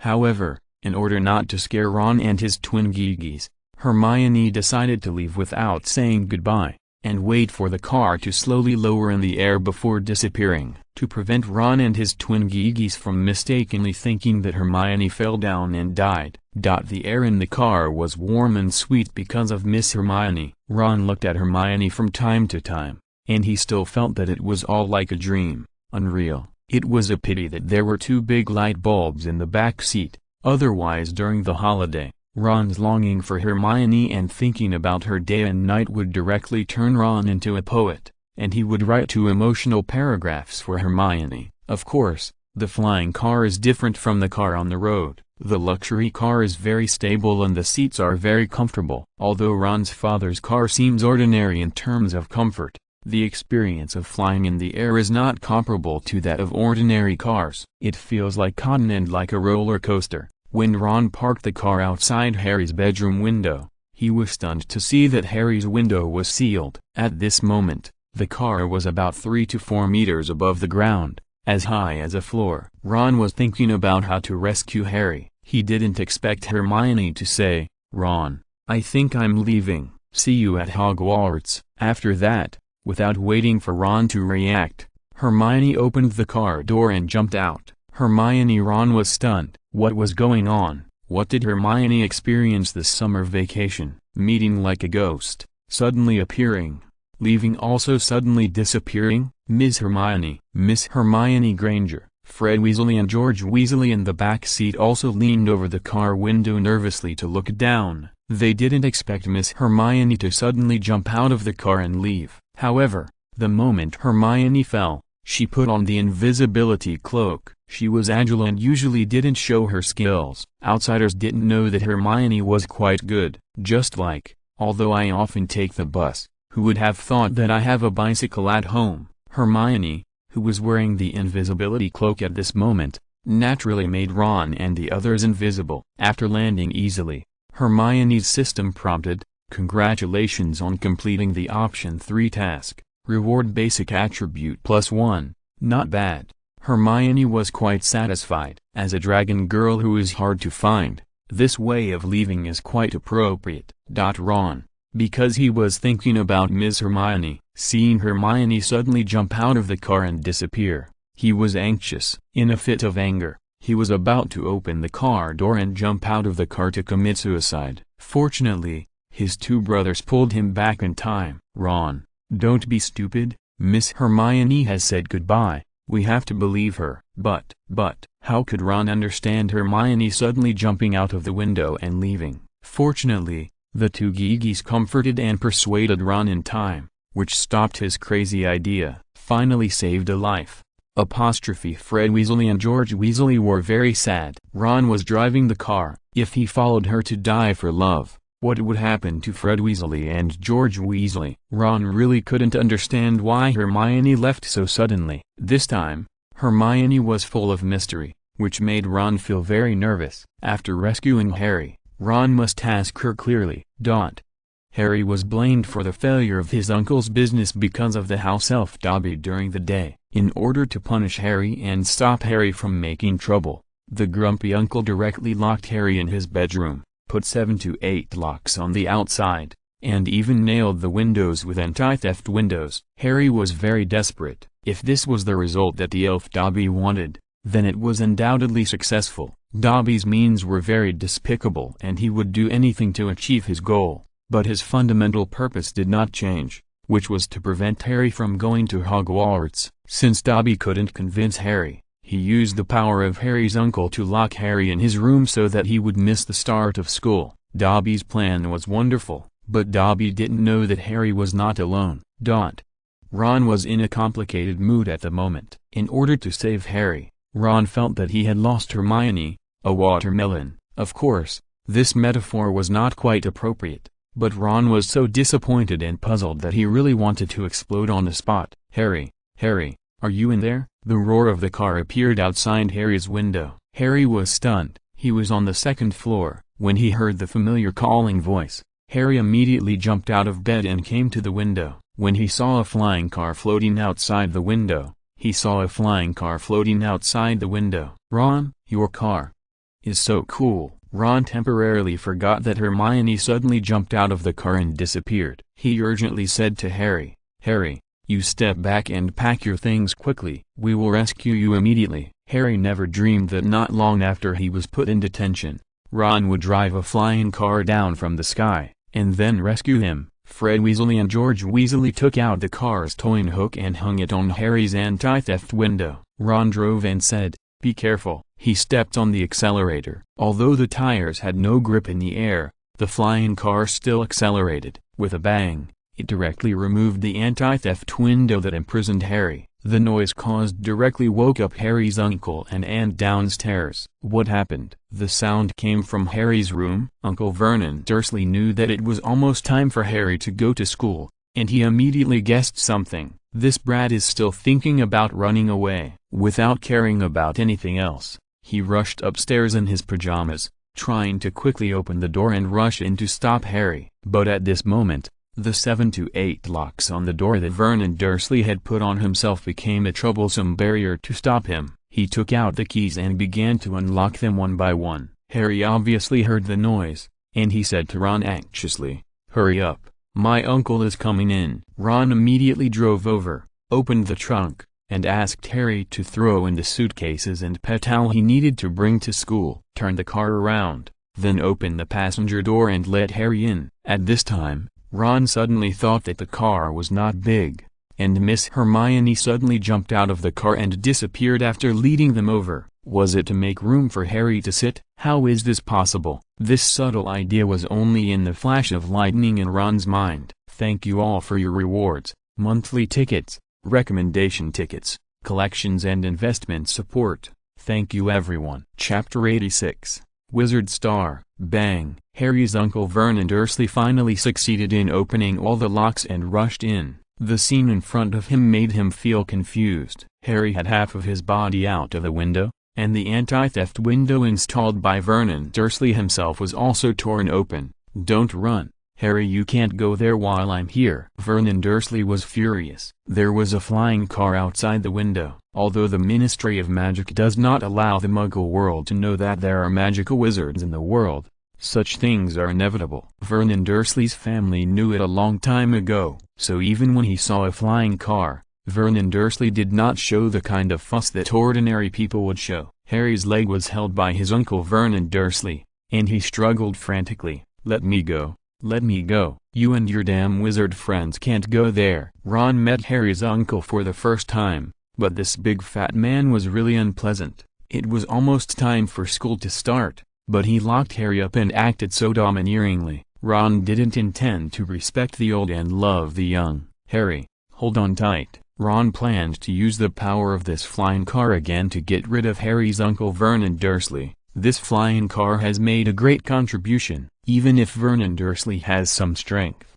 he can't pull over a started car. Just like love, if Vernon Dursley chooses to let go at this moment, stop the loss in time, and help Harry, he may have a good ending. At least he won't be hurt. However, the stupid Vernon Dursley didn't realize this. He still didn't want to let go. A forced melon is not sweet, and now he can't even quench his thirst. Plop! Vernon Dursley fell directly from the second-floor window. In the original movie, Harry was quite cold-blooded, and had no sympathy for his uncle falling downstairs. Harry here, of course, is not a saint. Although his uncle is very, very annoying and a hateful person, at least he raised Harry and lived with him for so long. As an ordinary Muggle, falling from the second floor is still a little worrying. Is he okay? Seeing that Harry sympathized with his uncle, Ron stopped the car slightly and looked down. There is a lawn below. As long as he doesn't break his neck, he should be fine. Vernon Dursley was also a lucky man. His round body quickly climbed up from the lawn, and pointed at the car in the air and cursed.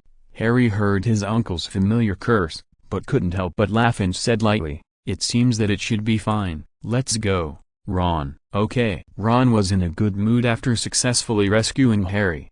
In the car, Harry asked curiously, "Ron, how did you know I was trapped? And you came to save me?" At this time, Harry realized that there was a pair of brothers who looked almost exactly the same in the back seat. "Hello, Harry Potter, nice to meet you. My name is Fred Weasley." Ron's brother, "My name is George Weasley. We met at school." In the movie, Ron was almost never with his brothers at school. And in fact, this is exactly the case. Maybe it's Ron's problem. He has too many brothers and sisters. If there were only one or two, Ron might have a good relationship with his brothers. In fact, Ron and Harry have a better relationship than brothers. "Nice to meet you. Thank you for coming to save me with Ron." "You're welcome." The two sides met and communicated formally. The careful Harry smelled a special familiar fragrance on the co-pilot seat where he was sitting, but he was not convenient to bring it up at this time. After seeing Harry and his twin brother exchange greetings, Ron explained, "Actually, Harry, we came to rescue you because Hermione notified us." Hermione? This detail was not in the original play. Harry was stunned. "You also saw Hermione? What does this mean?" While driving, Ron heard Harry's words, and his heart beat a few more times involuntarily, and his hands holding the steering wheel tightened unconsciously. "Harry, please explain clearly. You saw Hermione?" "That's right." Ron felt that he was so stupid. If Hermione had not seen Harry, how could she come to inform Ron to rescue Harry? In short, Ron was in a mess at the moment. "Yes, it's my birthday today." Then, Hermione suddenly appeared and wished me a happy birthday. Harry did not hide the fact that he had a good relationship with Ron and Hermione. "Oh, yes, Harry, happy birthday." In the original play and movie, Ron did not meet Hermione first, so he was clear-headed and wished Harry a happy birthday as soon as they met. Here, 80% of Ron's mind was on Hermione, causing him to forget that Harry's birthday was today. In fact, Ron remembered it. If Hermione hadn't suddenly appeared, Perhaps Ron would have brought his twin brother to celebrate Harry's birthday like in the original play, and then rescued Harry when he saw that Harry was imprisoned. In the original play, Ron was a normal silly boy who was not interested in love, but Hermione here was too charming, successfully made Ron unable to control himself and couldn't extricate himself. After Harry and Ron informed each other of the information, they understood. It seems that Hermione guessed that I would be detained, so she went to Ron to save me. But, Harry recalled, how did she know that the house elf Dobby would cause trouble for me? Elf? Who is Dobby? Ron was puzzled. Harry just told Harry about Dobby's mischief to Harry and not allowing Harry to enter Hogwarts. At the same time, he intercepted Harry's letters. So that's how it is. I was wondering why I haven't heard back from you in a few months, Harry. It turns out that even my letter was intercepted by that elf Dobby, Ron said angrily. That elf is too abominable. Harry recalled Dobby's eyes, which were very sincere, and he didn't seem to be deliberately looking for trouble. Maybe he wanted to protect me, but he used the wrong method. Ron continued to drive and said, let's not talk about that abominable elf. By the way, have you noticed that Hermione has become much more mysterious after not seeing her for a few months? Ron told Harry about Hermione's sudden appearance and sudden disappearance. Ron was confused. He wanted to hear Harry's reasoning and analysis, just like when they were in school. They reasoned about the case of the Philosopher's Stone. Harry's specialty is indeed the wizard detective. According to what you said, Ron, Hermione is the same as Dobby, both appearing and disappearing suddenly. It seems that they should have used similar magic. It turned out to be magic. Ron suddenly realized, Hermione has always been a top student. Many professors and teachers in the school like her. It's normal that Hermione knows some spells that we don't know. We just didn't expect that she would cast magic in this way. Seeing that Ron was crazy about Hermione, Harry just smiled and said a few more words. You may not know that in the Muggle world, Hermione has become a household name and a big star. She is also loved by everyone. Ron was undoubtedly stunned and almost couldn't drive the car steadily. How is it possible? Ron questioned. Isn't Hermione the most afraid of trouble? She usually takes the initiative to avoid things when she encounters them. How could she become a big star?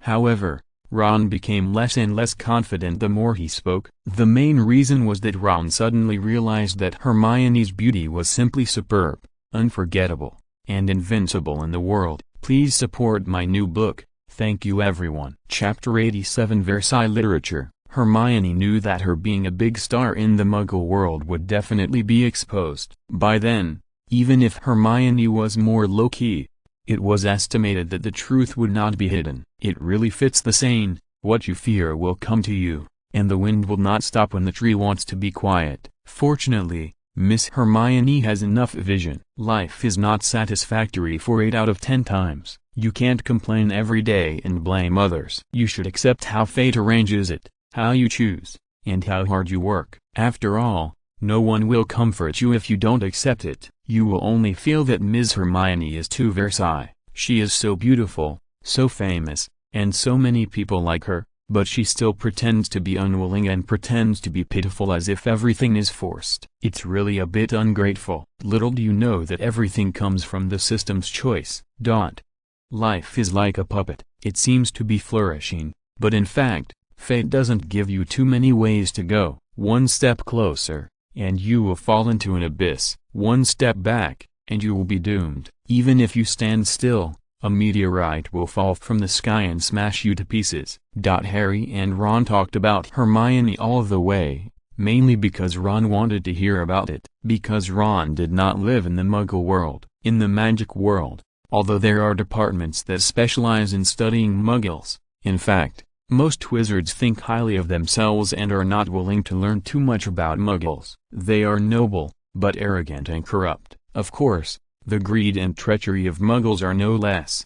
Ron is not that kind of person, but there is almost no information exchange between where he lives and the Muggle world, so he doesn't know much about how Hermione lives in the Muggle world. Arriving at Ron's house, Harry looked at the world that was almost entirely composed of magic, which was really novel. Knitting sweaters is automatically knitted by magic. Washing dishes is also automatically washed by magic. And even clocks have magic. It's amazing. But in fact, in the Muggle world, there are machines for knitting sweaters, dishwashers for washing dishes, and clock batteries and machinery are all amazing. It's just that these are two systems of civilization. For children, after being accustomed to one system, it would be incredible to see another magical system. But in fact, it's all the same when you get used to it. Ron started eating as soon as he came back. While chewing, he said, "Although it's a little small, it's a home." Harry looked around and couldn't help but smile.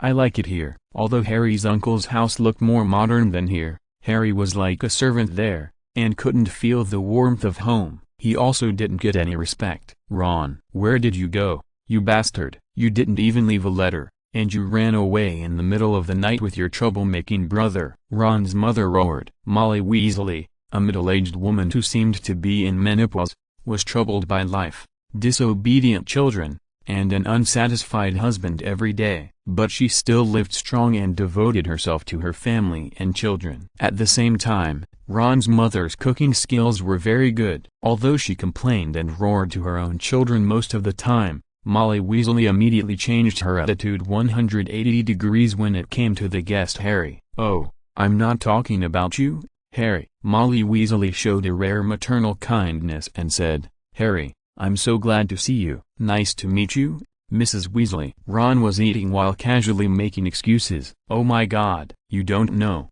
Harry's uncle locked his windows and doors, just like a prison." Molly Weasley immediately roared at her son, "You should be honest, Ron. You'd better pray that I won't lock your windows and doors." Ron rolled his eyes and stopped talking. His mother didn't give him any face at all. Forget it. Ron has gotten used to it. Dong dong dong. At this time, a sound of small steps running down the stairs came.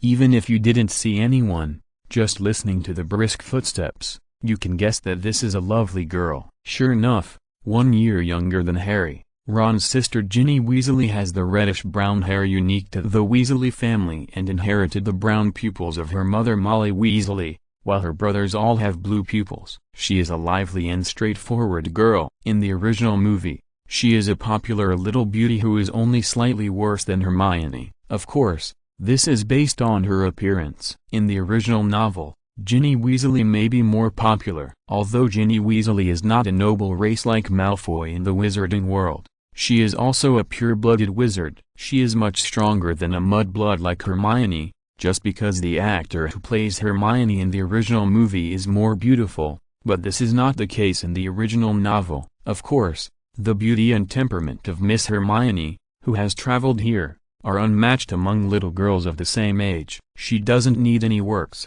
had never released a record, had never made a movie, and even has no talent such as piano and dance. Just relying on her own appearance and the charming charm that boys can't resist, her advertisements have conquered countless boys and girls in the Muggle world. It is no exaggeration to say that Hermione is the legendary traffic star and traffic idol. Therefore, even Ginny Weasley is far inferior to Miss Hermione. "Mom, have you seen my slippers?" The little girl has forgotten where something is. His mother Molly Weasley is also very gentle to her only little daughter. Only to Ron is she roaring in various ways. It is no exaggeration to say that Ron has endured the role of a punching bag in this family that he should not bear at his age. "Oh, my dear little baby, your slippers should be behind the door if nothing goes wrong." However, when Ginny Weasley, who was wearing an ordinary long skirt and pajamas, saw this special guest who came to her house today, she immediately turned around in panic and ran back upstairs with a bang. Then there was no movement and she didn't come down again. Harry was wearing glasses and looked confused. Have I offended her? It was obviously the first time they met. They didn't even say hello. Fred Weasley and George Weasley, who were sitting across the table, immediately laughed meaningfully. Ron complained about his sister directly. "Harry, I don't know, she's been talking about you all holiday. I'm tired of listening to her." In the original play, the protagonist spoke humorously and reservedly, and would not say things too bluntly, appearing very decent and gentlemanly. On this side, the protagonists may have been influenced by Hermione. Ron lowered his head and whispered to Harry, "My sister may be your fan, so she must feel embarrassed when she looked like she was still half asleep just now. I guess she won't come down all day today. Don't worry about her. Ron is indeed a good brother, except for Harry and Hermione. He hardly cares about his family and this family. Of course, his family also looks down on him. Unlike Harry at his uncle's house, Ron is not unable to feel love in this family. The main reason is that there are too many people in this family. Even if the love of parents is divided equally, everyone can't get much. In addition, Ron is much dumber than his brothers and loves to get into trouble, so naturally he is not liked by his parents. In addition to his twin brothers, Ron has 3 older brothers who are older and have a generation gap, making it almost impossible for them to play together. The twin brothers have a good relationship, and Ron can't get in, so he is invisible and isolated. His sister is too young, and his parents like her very much, so Ron is not very close to her. So in the movie, Ron treats Harry and Hermione better than his own family, which is understandable. Of course, Ron's family is still very lively, ordinary, noisy, but very loving. Chapter 88, How Much Silver? But such an ordinary and noisy wizard family is not what poor Harry can have. Harry is actually very envious, but his upright character is not directly expressed. Not only because Harry is famous, but Ron's mother Molly Weasley also likes Harry very much, constantly asking Harry what food he likes and making it for Harry. Just like Harry's mother, Ron is envious, and he shows his emotions on his face. But Molly Weasley treats her little son like a pig.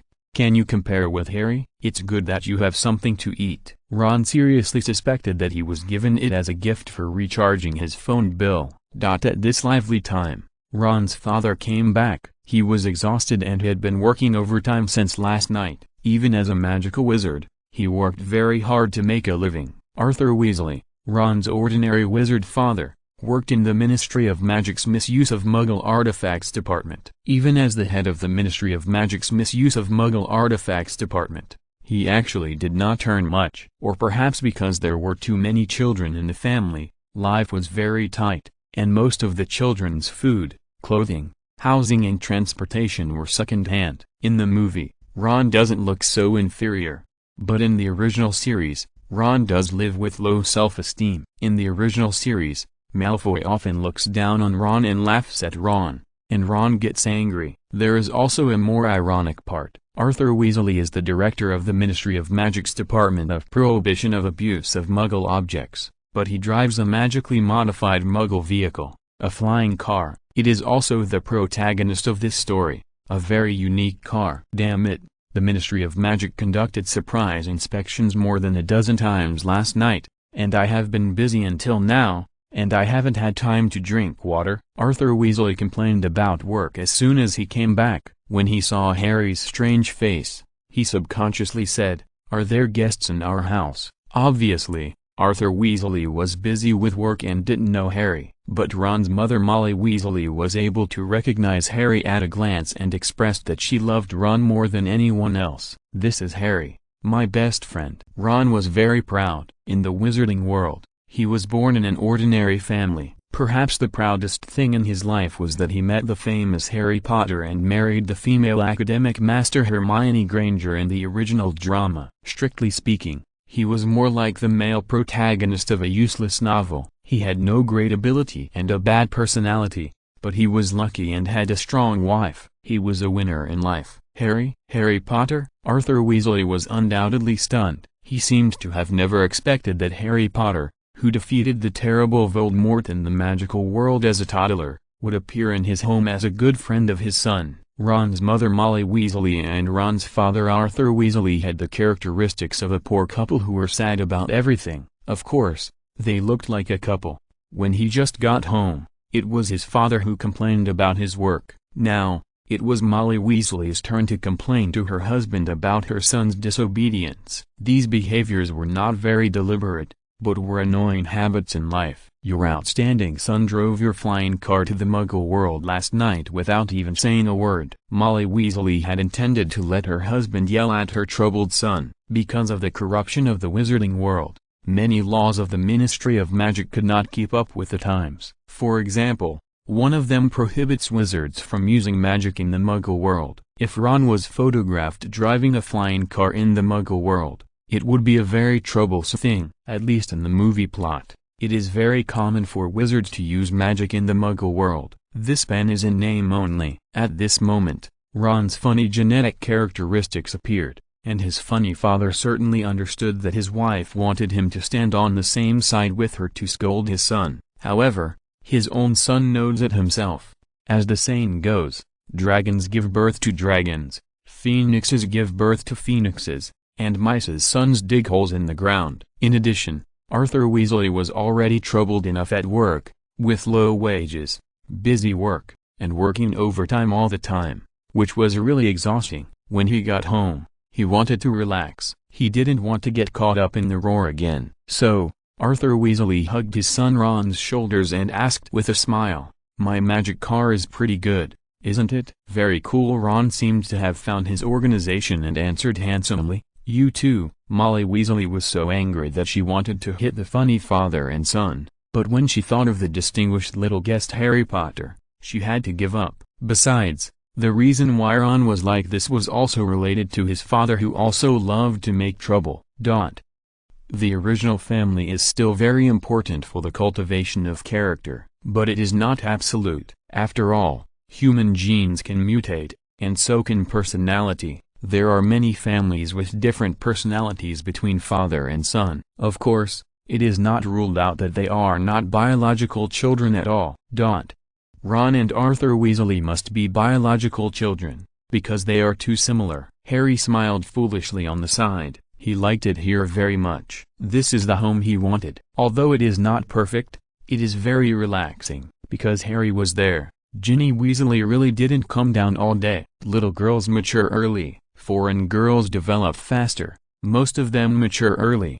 And of course they have a lot of thoughts, but Molly Weasley loves her little daughter very much, and of course she won't let her go hungry. She brought food and water to her shy daughter. Molly Weasley likes Harry very much, and her lovely daughter Ginny Weasley has also admired and liked the great hero Harry Potter since she was a child. So Molly Weasley thought that if her baby daughter marries Harry in the future, it would be very good to let Harry become a son-in-law. It is equivalent to Harry becoming Molly Weasley's son, the eldest son picked up for nothing. This kind of thing really became a reality in the original drama. It seems that in most movies and TV dramas, as long as a girl likes a boy and is loyal to him until death, they can be together in the end. Just like in Naruto, Hinata loves Naruto until death, and Haruno Sakura loves Sasuke until death, and they can be together in the end. The same is true in Harry Potter. Although the original drama movie shows very detailed, it does exist. Ginny Weasley has admired Harry since she was a child. When she first met Harry, she shyly hid for a whole day. In school, she couldn't help but secretly pay attention to Harry. She couldn't let Harry go in her heart. In the end, she really became Harry's wife. In movies and TV series, there is always a lot of romance for cute and kind girls. As long as you insist on liking someone, you will always be able to be together in the end. On the contrary, in movies and TV series, boys are much more harsh. In Naruto, the protagonist Naruto chased Haruno Sakura almost to the end. Facing his father, Minato Namikaze, who was reincarnated by the Impure World reincarnation, he admitted that Haruno Sakura was his girlfriend. Although it was a joke, it was enough to show that Naruto was obsessed with his first love. It's a pity that movies and TV series are too cruel to the male protagonist. What you like, you can't get it after all. Harry spent the most comfortable day with Ron. Molly Weasley's love for Harry and the friendliness of Ron's family made Harry feel the warmth of home for the first time. In the afternoon, Ron's funny owl appeared. I don't know if it's because he didn't have money to buy a smart one. Ron's owl was stupid and looked fat. It flew over from a distance, and with a bang, the owl hit the window glass. I have to say that Ron's family, from top to bottom, even the pets, are quite funny. Please support the new book. Thank you everyone. If you're listening to this novel on a channel other than Fanfic World, it means they downloaded and uploaded it without effort. We cordially invite you to visit our channel, Mundo Fanfic Novelist. There you'll find the original version of this story, and you can explore many other novels of various genres. We are waiting for you to immerse yourself in a world of incredible novels. Chapter 89. Are you polite? Ron seemed to have gotten used to this kind of thing, but every time he saw his owl making a fool of itself, he couldn't help but complain. "It's so stupid," Harry almost said. "It's up to the owner." Of course, as a polite and good boy, Harry would not be so rude. "Are you polite?" "Yes, I am very polite."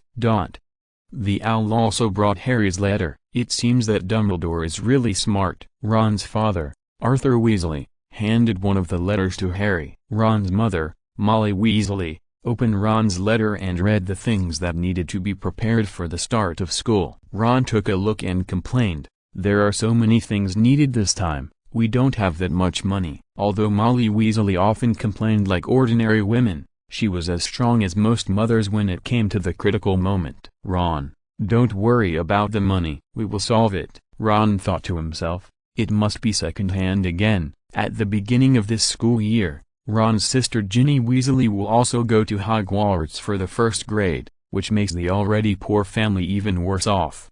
Next, we need to go to a place to buy things. Diagon Alley. Molly Weasley took out a magic prop in a special bowl, Floo powder. "This is a magical thing.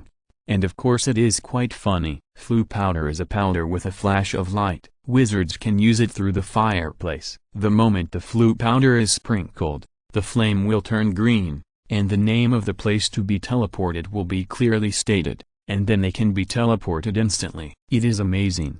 This magic is currently unbreakable by the technology of the Muggle world. There are many magical magic props in the magic world, which are very commercially valuable. It's a pity that they cannot be promoted due to strict regulations. For example, this Floo powder, the fireplace of the Floo network, is like an airport and a railway network. If it can be improved all over the world, people's travel speed will be hundreds of times more efficient. Of course, magic is magic. In the original movie, the use of the Weasley family's Floo powder has a very funny flaw. That is, when the Floo powder burns, the gray and black left will appear directly on the user's body. In the original Diagon Alley, Ron's family, including Harry Potter, were all covered in dust. Fortunately, they didn't care about this detail, but it was a little ridiculous for careful people to see it. Even the little girl Ginny Weasley was covered in dust. The whole family was neat and tidy.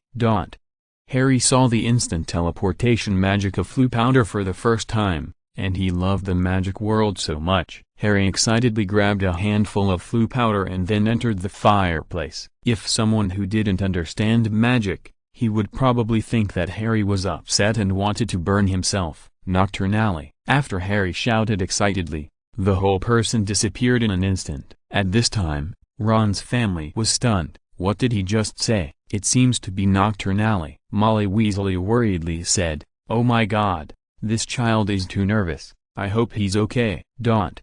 Nocturnally, adjacent to Diagon Alley, is a hodgepodge of good and bad people, and is despised by most wizards. This alley is full of dark magic shops, and the dark wizards wandering in it are also extremely terrifying, as if they are all mentally ill. The place where Harry teleported from was Borgin and Burke's Wizardry. It was gloomy and terrifying here. The owner was not in the store, but the store was full of shrunken heads, huge black spiders, withered human hands and poisonous candles. In the fireplace of this store, Harry's figure was suddenly teleported out, and then he was like a coal-digging boiler master.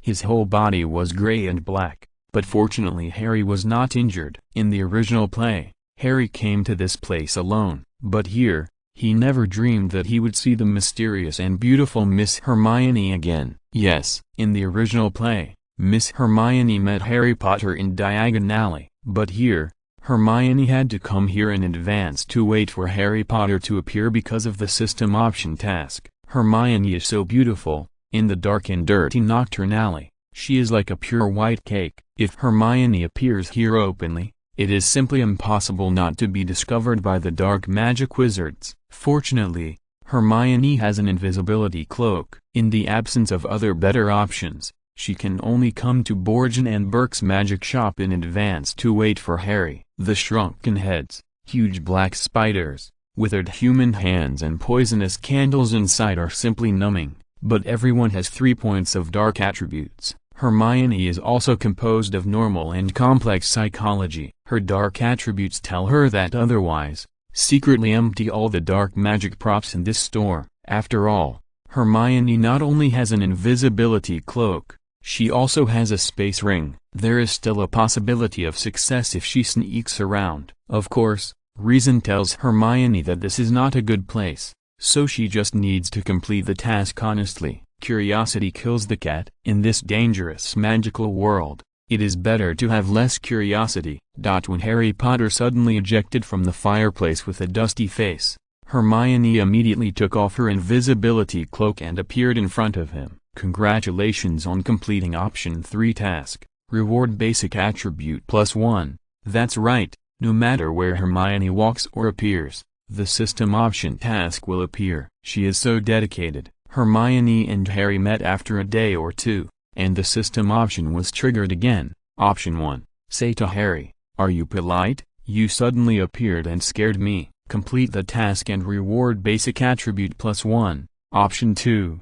Harry, have you just returned from the battlefield? Why are you like this? Complete the task and reward 1 baseball cap. Option 3. Let Harry take off his dirty clothes and help Harry wash his clothes. Complete the task and reward 1 bag of clean and hand-friendly washing powder. Are you kidding? Who will help Harry wash his clothes? Although Option 2 is also normal, Hermione doesn't want the reward baseball cap. She already has a lot. Harry, are you polite? You suddenly appeared and scared me. Hermione pretended to be scared, and her face was almost pale and trembling. Congratulations on completing the Option 1 task. Reward basic attribute +1. Harry was stunned. Just like on his birthday, Harry was full of doubts. Where was he? Where was this? Why was Hermione here?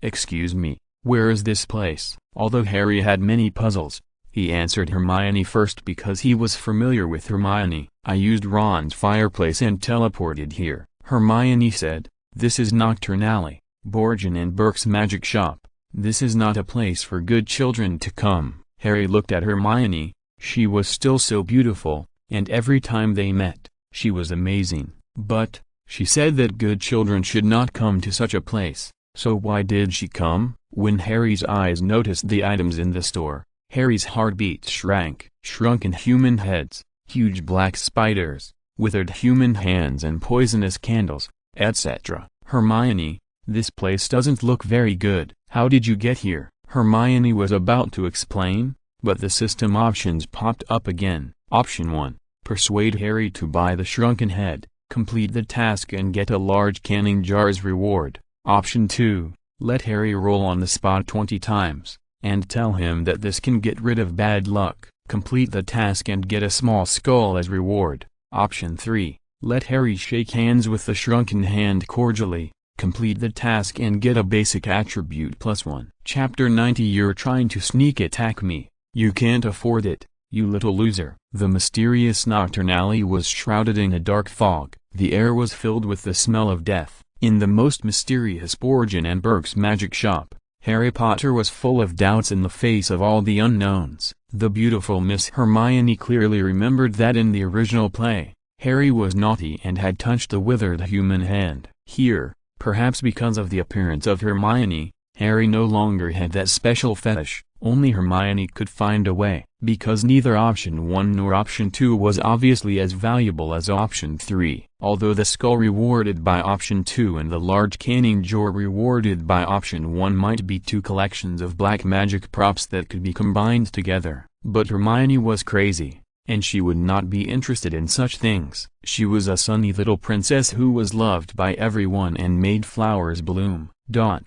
Harry, what do you see on that withered human hand? Hermione pretended to have discovered something extraordinary. Harry's curiosity was ignited. This place was already very mysterious, and with Hermione's guidance, he looked at the withered human hand. The human hand was made into a specimen, pitch black, with fingers pointing upwards, standing on the chopping board. Harry was a little nervous. What's that? Hermione whispered. Look closer. There are 3 little black people dancing. How is that possible? Harry felt that Hermione was too mysterious recently, suddenly appearing and suddenly saying some inexplicable words. Hermione said again, "Oh my God, Harry, the 3 dancing little black people are in your hand." Harry was shocked. He didn't understand why Hermione wanted to scare him, but he still subconsciously spread out his palm to check. Unexpectedly, Hermione was quick and suddenly grabbed Harry's wrist. At this moment, Harry realized that Hermione's little hand was so soft, but she was very strong. I don't know if Harry is an illusion. Obviously slim, beautiful and charming Hermione, at this moment, turned into a strong man. With a force that Harry couldn't resist at all, she directly pulled Harry's hand and made intimate contact with the withered human hand. Harry was immediately like being electrocuted. "Hermione, what are you doing?" "I'm helping you beat those 3 dancing black men. Only in this way can those 3 dancing black men return to the withered hand." Hermione believed what he said. A terrifying scene suddenly occurred. Harry's palm was suddenly grasped by the withered hand. It was a withered hand like a specimen, but at this moment it seemed to have life. Harry's palm was tightly grasped by the withered hand. At that moment, he was so scared that his soul left his body and his face turned pale instantly. "Congratulations on completing the Option 3 task, and you will be rewarded with +1 basic attribute." Hermione had expected this, but she could also understand Harry's fear at the moment. Seeing that the task was completed, she immediately took out her wand and cast a spell. "Open." The withered hand opened, and Harry immediately withdrew his hand. He looked at Hermione in front of him with mixed feelings. There was anger, confusion, and gratitude. "The exorcism ritual is complete. Harry, let's leave here quickly." Hermione said, "Nonsense." "Exorcism ritual?" Harry was even more confused. What on earth did Hermione learn? Hermione explained her behavior seriously. "Do you think you can just come to a place like this? I just saw that you are stained with bad luck, and only this weird exorcism ritual can help you get rid of it. Okay, Harry, let's go." Hermione didn't want to stay in Nocturne Alley any longer. After all, she was not wearing an invisibility cloak now, and she was still very worried. With an invisibility cloak, she could walk around like the invisible Lin Qingyun, King of Glory, without fear. But without an invisibility cloak, it would be like Lin Qingquan without a big move, and everyone would want to fight him. Okay. Although Harry was a little confused, he could still forgive Hermione when he thought of Hermione spending her birthday with him. "Hermione, how did you get to this place?" Hermione said casually, "I don't know.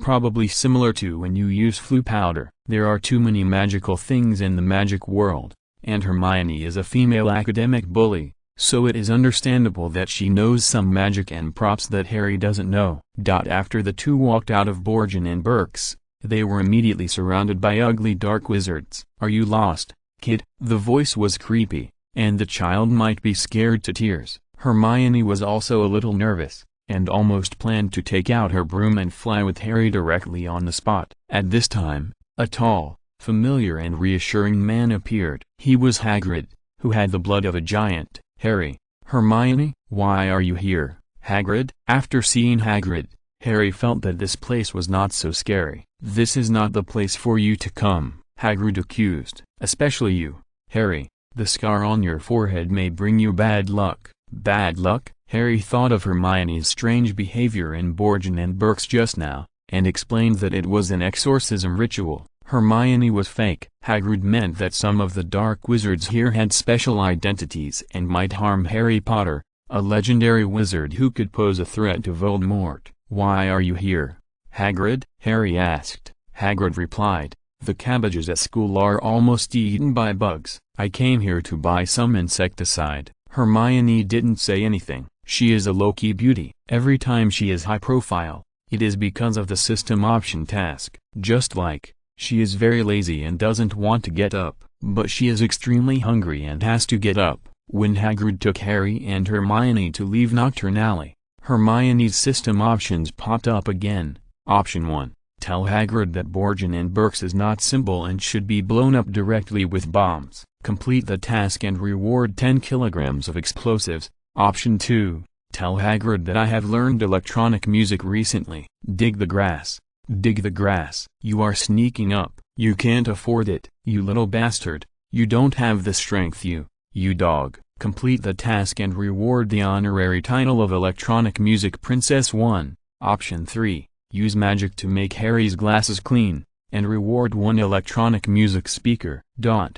Hermione's expression at this moment, is simply speechless. Where on earth did this system option find these weird tasks? The little princess of electronic music, and the little loser doing sneak attacks? Hermione is an idol and traffic star in the Muggle world. If this is sung and known by countless fans, I guess they will love me even more. Hermione is not worthy of the honorary title of the little princess of electronic music. However, the system option left her with no choice. She couldn't choose 10 kilograms of explosives, right? If she didn't want to be a little princess of electronic music, would she want to be an art and explosion princess? There was only option 3. Although the task was simple, the reward for this task was not simple. What the hell is this? Little speaker of electronic music. Hermione's woman's intuition always felt that this was a pit dug for her by the system, and it was estimated that it would definitely be related to the little princess of electronic music later. Harry, wait a minute, Hermione said and took out her wand. Restore as before. It was a very simple spell, but Harry didn't know it yet. Hermione was studying harder than Hermione in the original show, and her magic level was very high. It was as high as 3 or 4 floors. Please support the new book, thank you everyone. Chapter 91, Lonely and Widowed. Little Frog, congratulations on completing option 3, and you will be rewarded with an electronic music speaker. Although the task has been completed, Hermione still feels bored. Who wants an electronic music speaker? You are simply sick. I don't have medicine. Lonely and lonely, Hagrid exclaimed. Hermione's magic is the most proficient among the students I have ever seen. Harry also praised. This time last year, you also used magic to help me repair my glasses on the train. Hermione smiled gently, with a sweet smile and elegant posture, like a lotus after rain. This is called having a beginning and an end. The 3 left Nocturne Alley and came to Diagon Alley. Soon they met Ron's family in the crowd. Hermione sighed slightly. And the new school year, the 3-person adventure team has started again. If there were no system option tasks, Hermione would definitely be a lady from a noble family. Oh my god, I'm so happy to see you, Harry. Molly Weasley began to check Harry's body as soon as they met. Although he looked dusty because of the flu powder and the fact that it fell out of the fireplace, Ron's family was not much better, and they all looked the same. It was obvious that they used low-quality flu powder products. The sorrow of the poor, just make do with it. I can finally rest assured to see that you are okay. In the original movie, the camera quickly switched to the bookstore. Although Hermione traveled through the movie, time still passed by minute, and there was no way to switch or fast forward. Therefore, self-introductions when they first met were still necessary. Ron's family introduced each other, and Hagrid had already left, but they wanted to introduce Hermione to each other. Because Ron's parents didn't know Hermione before, they saw such a beautiful girl with smooth and tender skin, white and rosy, which was simply too likable. This lady is so beautiful. Even Ginny Weasley, the youngest of the Weasley family, was shocked when she saw Hermione. Although as a little sister, she usually didn't pay much attention to her funny brother Ron, but she still knew that her brother was a bootlicker at school and was said to like a girl. Ginny Weasley thought her brother was a loser at first. He was not like her. No, he was like her favorite Harry Potter. How famous Harry was. But, hearing is false, seeing is believing. When Ginny Weasley's eyes were fixed on Hermione's gem-like eyes, it was as if an invisible lightning bolt hit Ginny Weasley's heart directly. Let her little heart bear 100 times 1,000 times the beauty attack. Nature is so amazing. How can there be such a beautiful girl in this world? So ingenious. My god. Standing next to her, it feels like the soul is washed and sublimated.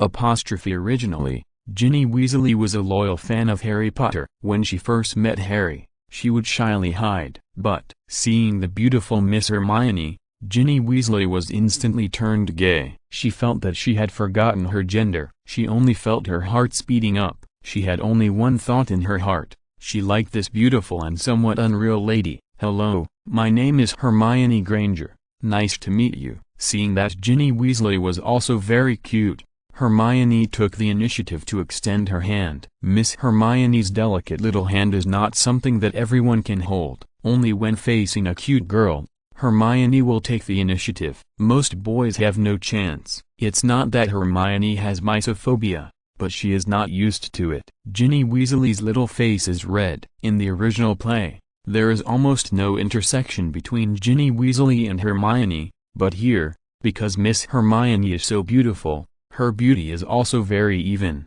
and it is almost impossible to find weaknesses. Ordinary beauties have some flaws, some have good figures, but their looks are not so good. Some have good facial features, but their teeth are not good looking, and they look even more unnatural after plastic surgery. Some are alright, but their skin is not so good. Some are cute, but they are short, have big bellies, no waists, and have bad voices. When traveling through Hermione, she obviously likes to live a low-key and cautious life, but she will not forget to add points to her various physical attributes, so that she, who is already a beauty with a score of more than 85, directly breaks through 100 and reaches 105 points. She is so beautiful. She is flawless. Of course, because of the low-key attribute, just like the map of League of Legends, you can only see it when you get close, and you will be covered by thick fog if you don't get close. Ginny Weasley was very close,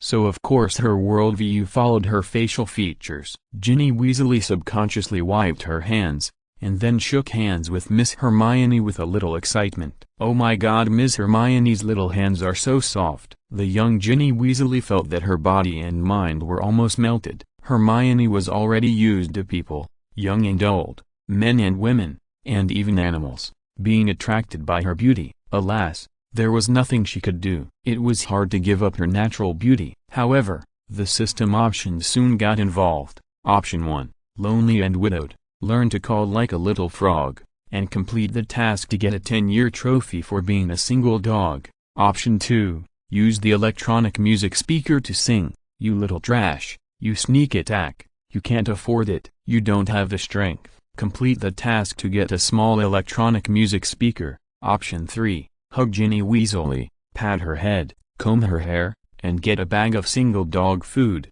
Damn, this option task is absolutely amazing. I am lonely and widowed. What a shame. Is the Chinese Valentine's Day in the real world? Hermione seriously doubted the inspiration for the system option task. And the electronic music prop speaker that needs to be used in option 2. This is endless with electronic music, right? Even the slightly more normal option 3, what does the reward of single dog food mean? Bullying Hermione for being single? I am single and I am proud. Although Hermione complained in her heart, she did not fall behind in actual action. Little sister, you are so cute, let me hug you. Ginny Weasley never dreamed that happiness would come so suddenly. She was like Saikawa Raikou in Miss Kobayashi's Dragon Maid when Kanokam leaned close to her. Not only did her eyes turn into peach hearts, but even her mouth opened and her tongue turned into red hearts, and there was smoke on her head. Ron on the side was also super envious. I didn't expect that Hermione,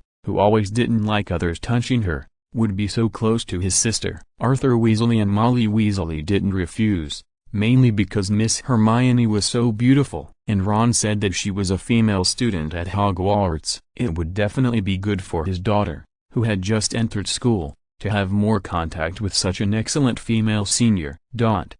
Hermione not only hugged Ginny Weasley, patted her head, but also took out a comb from the space ring to comb her hair. Hermione's comb was very delicate. Ginny Weasley blushed and praised it. Hermione gave this delicate little comb to Ginny Weasley as a gift for their first meeting. The little girl was very happy. Boys with flat heads may not understand, but girls need a comb almost every day. Girls' hair is too important. Hermione not only completed the task requirements, but seeing that Ginny Weasley was still obedient to her, she took out a wet wipe from the space ring and wiped Ginny Weasley's cute face. Because of the low-quality Floo powder, her face was covered with dust. After wiping it clean, She was still a very delicate little girl. Chapter 92. You ask me what the Western Factory is? Harry was also amazed. It was not that Harry saw Ginny Weasley as his future wife at first sight. It was the first time that Harry found Hermione so gentle to girls. Although Hermione was sometimes quite ladylike,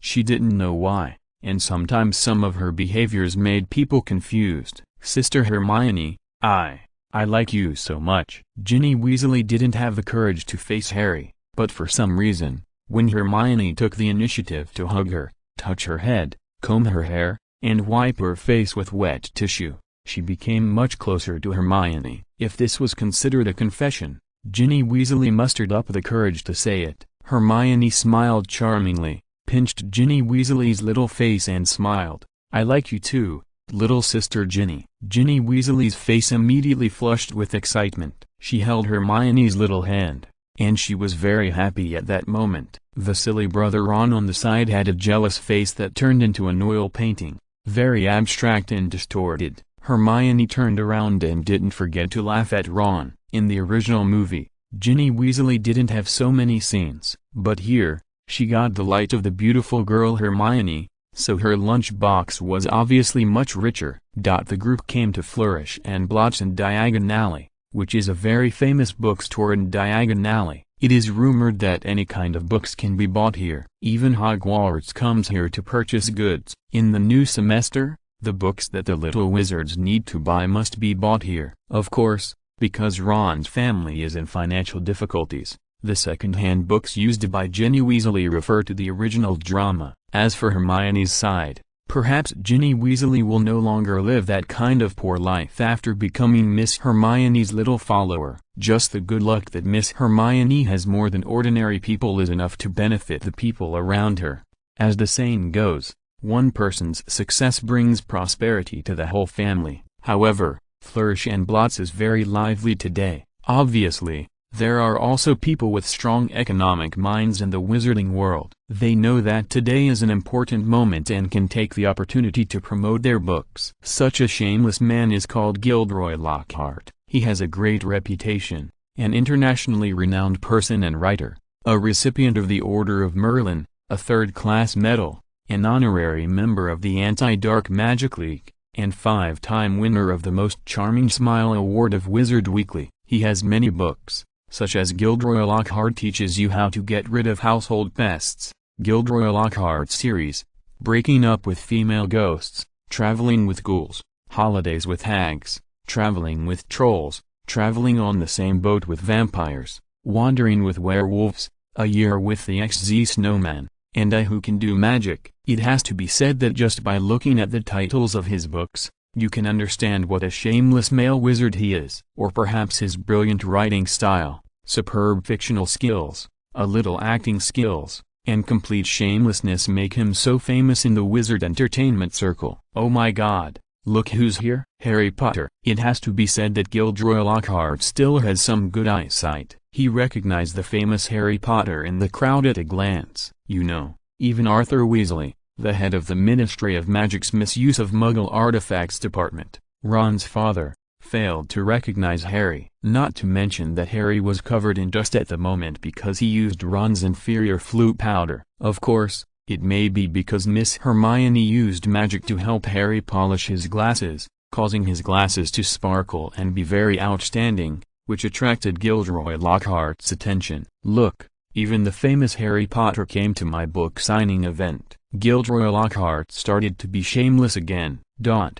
Harry was stunned. He didn't know this Gilderoy Lockhart at all and didn't understand why he said that. But there were many middle-aged and elderly women around him, as well as some young women. Gilderoy Lockhart was like a star in this bookstore. In the original play, Miss Hermione Granger, who loves reading, is also his loyal fan. However, the time-traveling Hermione here is an advertising star herself. In addition, she thinks highly of herself. There is no one in the wizarding world that Hermione admires. If you insist, Hermione admires herself. So Hermione here just looks at Gilderoy Lockhart's crude performance with a clown's eyes. Come here, Harry. Gilderoy Lockhart is full of confidence, looking like an elder and gentleman. He puts his palm on Harry's shoulder and says with a proud tone, Harry, Smile and face the camera. The Daily Prophet in front of us will let our photo be on the front page tomorrow. Being on the front page is of course something to be proud of and publicized for Gilderoy Lockhart,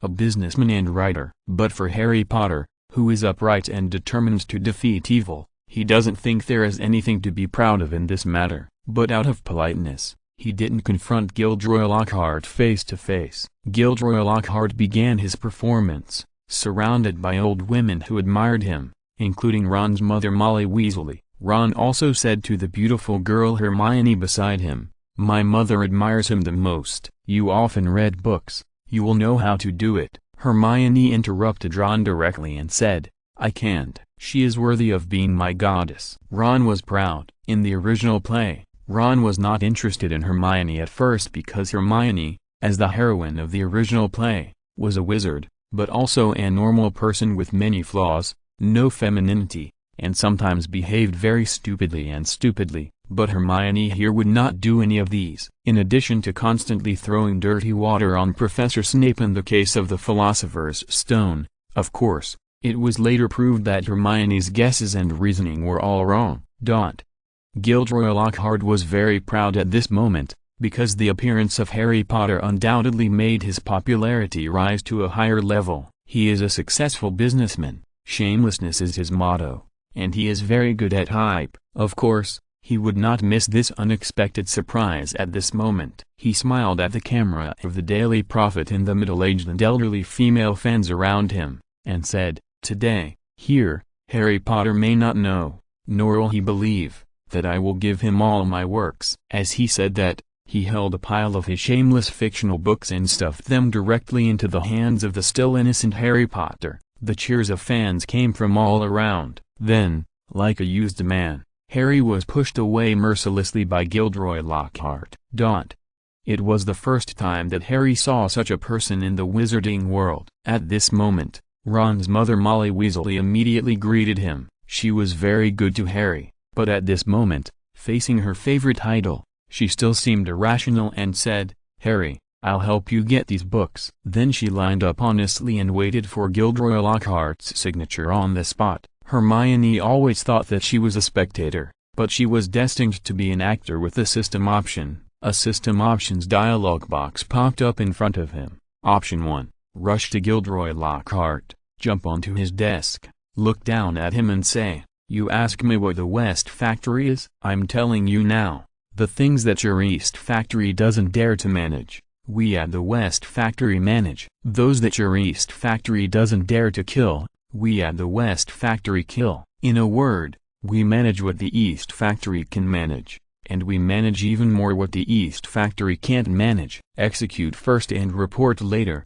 Special permission from the Emperor. This is the West Factory. Complete the task and you will be rewarded with a badge of a knife-bearing guard at the West Factory Pork Farm. Please support my new book. Thank you everyone." Chapter 93, Fierce and Fierce. Option 2, Jump up and kick. Let the dusty sole of the shoe touch Gilderoy Lockhart's cheek for more than 2 seconds. Complete the task and get a super large shoe album. Option 3, as a female star in the Muggle world, sign for Gilderoy Lockhart. Complete the task and get a giant writing pen. This task is amazing again. None of them are what Hermione wants to do. Especially option 1. What the hell? East Factory and West Factory. Do you think this is a martial arts movie? The funniest thing is that the reward is a waist badge of the West Factory Pork Farm guard with a knife, which is simply speechless. However, think about it in a different way. It seems to be quite exciting. Wearing the flying fish uniform of the police guard, wearing an embroidered spring sword, wearing a tall hat, and stepping on Gilderoy Lockhart's table with a cool and handsome foot. Saying that classic line again, and by the way, using internal force to shatter 7 or 8 chairs, it is also a very cool feeling. Of course, this image does not fit Miss Hermione's current status as a lady, so forget it.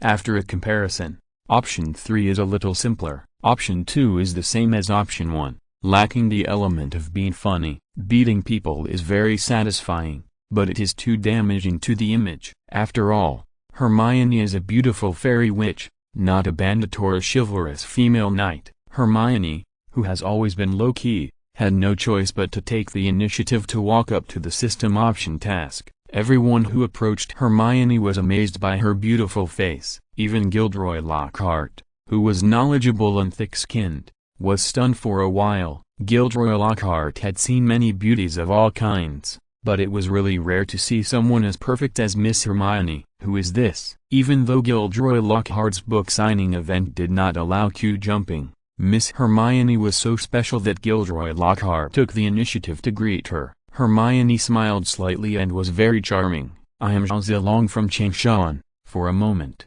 this domineering line popped up in Hermione's mind. Of course, this funny thinking was quickly suppressed by Hermione's rational thinking. "It doesn't matter who I am. Give me the pen," Hermione said in a tone that did not allow the other party to question. At this moment, Hermione seemed to be the queen. She said that there must be light if there's light. But when Hermione got serious, she was really a little bit powerful. What is Hermione doing? Ron didn't understand it at all. Harry, who had just returned, also shook his head. As a straight man, Harry analyzed that it should be Hermione's sudden intermittent nonsense syndrome. Gilderoy Lockhart subconsciously handed over a pen. In the original play, Hermione's Muggle parents came together, but Hermione was alone here. Hermione's beautiful fingers held a pen, and at that moment the light outside the window seemed to be focused on the beautiful and charming Miss Hermione. "She is as beautiful as an angel."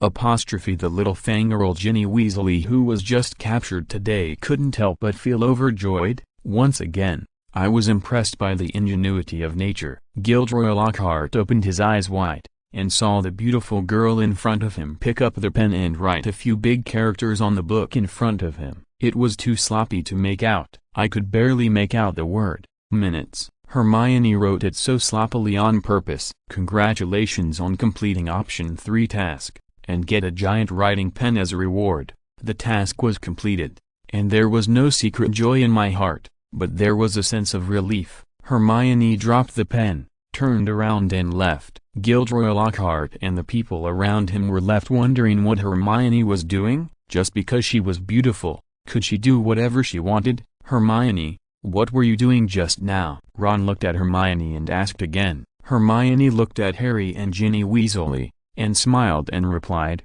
"Nothing, just teaching him how to sign." Ron gave a thumbs up. Just now, Harry was being played around by Gilderoy Lockhart, but Hermione was really good. She had already started to teach that celebrity how to behave at such a young age. The interesting story ended here, and the annoying characters began to appear one by one. First, there was Malfoy, who had just been standing upstairs. Malfoy, a second-year student, had not grown ugly yet, and was still arrogant, handsome, and arrogant. But he had a lot of small actions. Just like in the original play and movie, he had just flipped through a book. Generally, people who came to the bookstore would be very careful and would not damage it if they did not buy it. But Malfoy was different. He thought one of the pages was interesting, so he tore it off openly and put it in his pocket casually and skillfully. This kind of person is really bad. "Harry Potter, you are really famous. Just a visit to the bookstore can make the front page headlines." Malfoy sneered. Harry's future wife,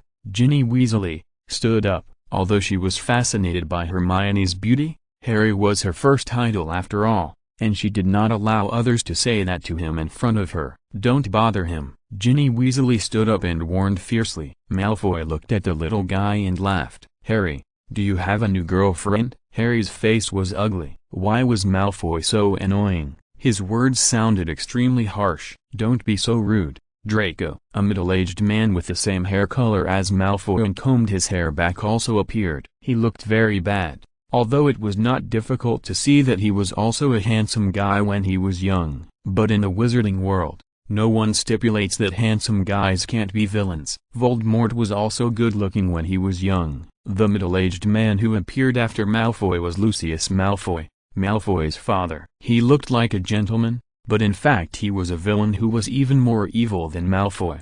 He was a Death Eater and knew black magic. He used his wealth and family background as weapons to threaten other wizards to obey his orders. Therefore, Lucius Malfoy had a high status in the wizarding world and was very bad and evil. Malfoy was very arrogant at school, Sometimes he even refused to give Hermione face. If Hermione hadn't let him be a wheelchair master for a few months, he would have been even more arrogant. But Malfoy was very afraid of his father. Lucius's words made Malfoy obediently step back. Lucius held a noble cane in his hand and walked in front of Harry Potter. Although Hermione's beauty could not be ignored, Lucius and Malfoy knew that their real enemy was Harry Potter. Harry stepped back subconsciously, but was grabbed by Lucius. He was tall and controlled Harry like an eagle grabbing a chick at this moment, and used the cane in his hand to rudely open the scar on Harry's forehead. "You must be Harry Potter. The wizard who left the scar on your forehead was an incredible wizard." Harry hated this father and son very much. Even though Harry was not as good as Lucius in age,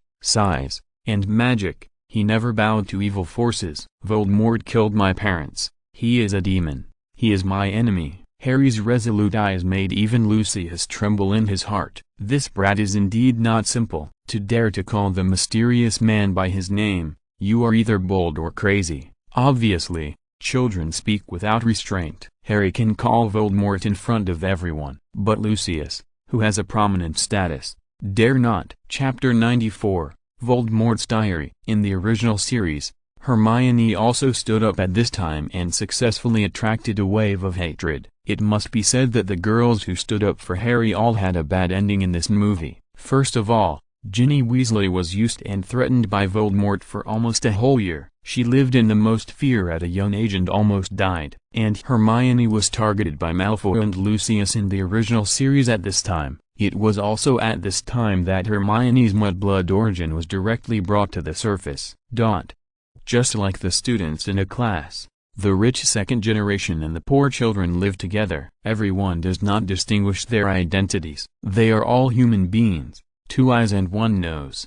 No difference. But once the identities are distinguished, the 3, 6, and 9 levels will naturally appear. Inequality and unfairness will inevitably be shown vividly. In the original series, how much malicious insults, ridicule, and even fear Hermione suffered because of her mudblood identity, I am afraid only Hermione in the original series knows. However, the Hermione who traveled here, although the system is very funny, it is also a golden finger. In addition, Hermione is cautious and smart, and now she has accumulated a lot of power. Of course, Hermione here will not be afraid of Malfoy. However, this Lucius who appeared is a real Death Eater, so Hermione is still a little cautious. But the system options are fearless, and a new task option pops up in front of Hermione. Option 1. Take out your size 35 shoes and stuff them directly into Lucius's mouth. Complete the task and get a pair of crocodile leather shoes as a reward.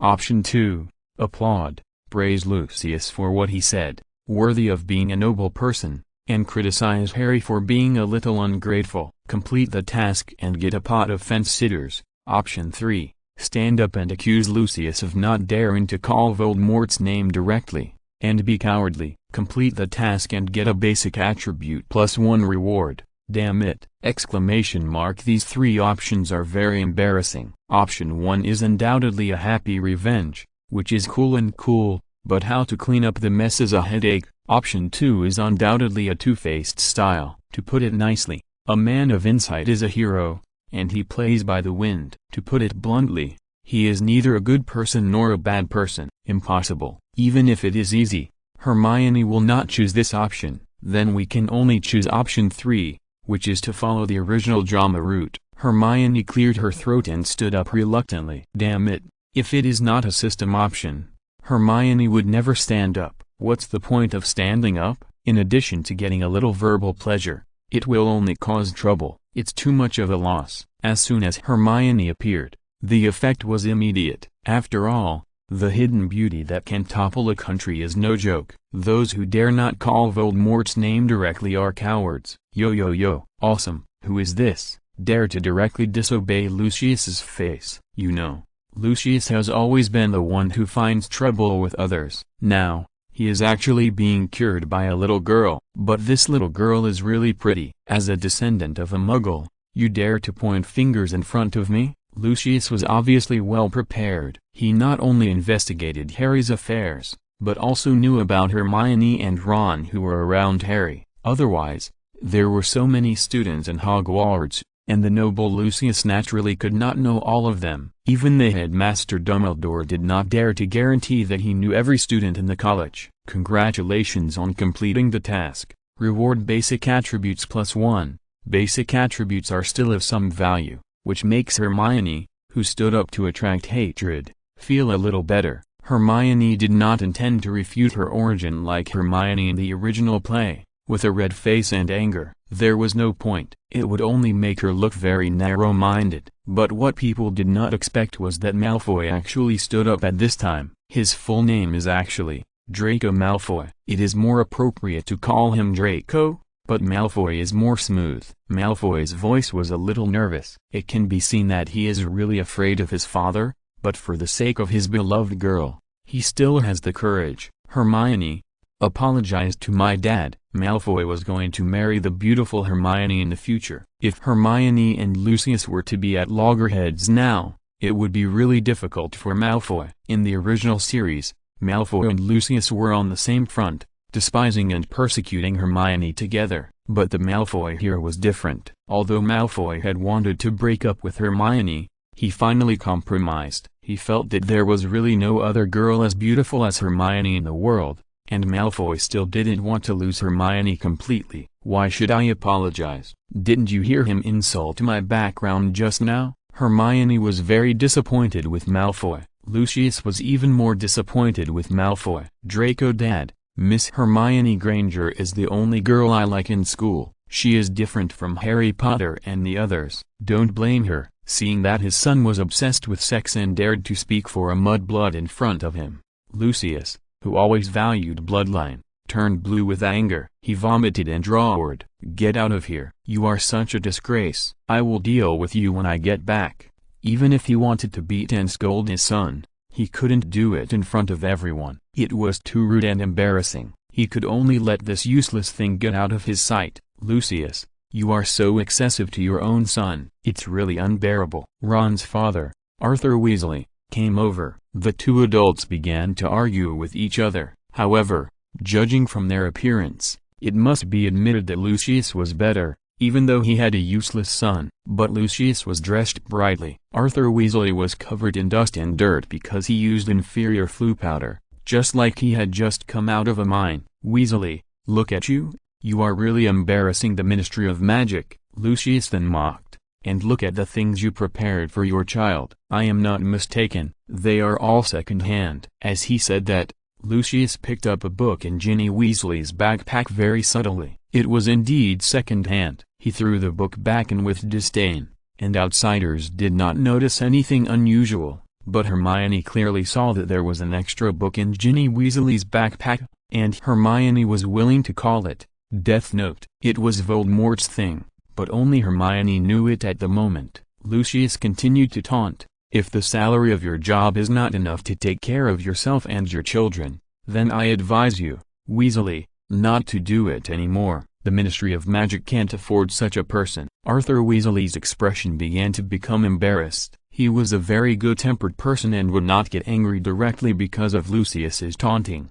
However, it must be admitted that in terms of economy and wizard status, Lucius's means and abilities are indeed much better than Arthur Weasley. After Voldemort's fall, Lucius was still able to thrive, and it must be said that his means were very clever. On Hermione's side, the system once again popped up options. Option 1. Take out the Voldemort diary that Lucius secretly stuffed into Ginny Weasley's backpack and throw it to Lucius, and loudly warn him, "Don't do this kind of tricks. I am the famous detective Hermione Granger of Hogwarts." Completion of the task will reward basic attributes +1. Option 2. Keep silent. Approach Ginny Weasley afterwards, and use Voldemort's diary quietly. Completion of the task will reward basic attributes +1. Option 3. Set fire to Ginny Weasley's backpack and burn the bookstore by the way. Completion of the task will reward 1 Molotov cocktail. Please support my new book.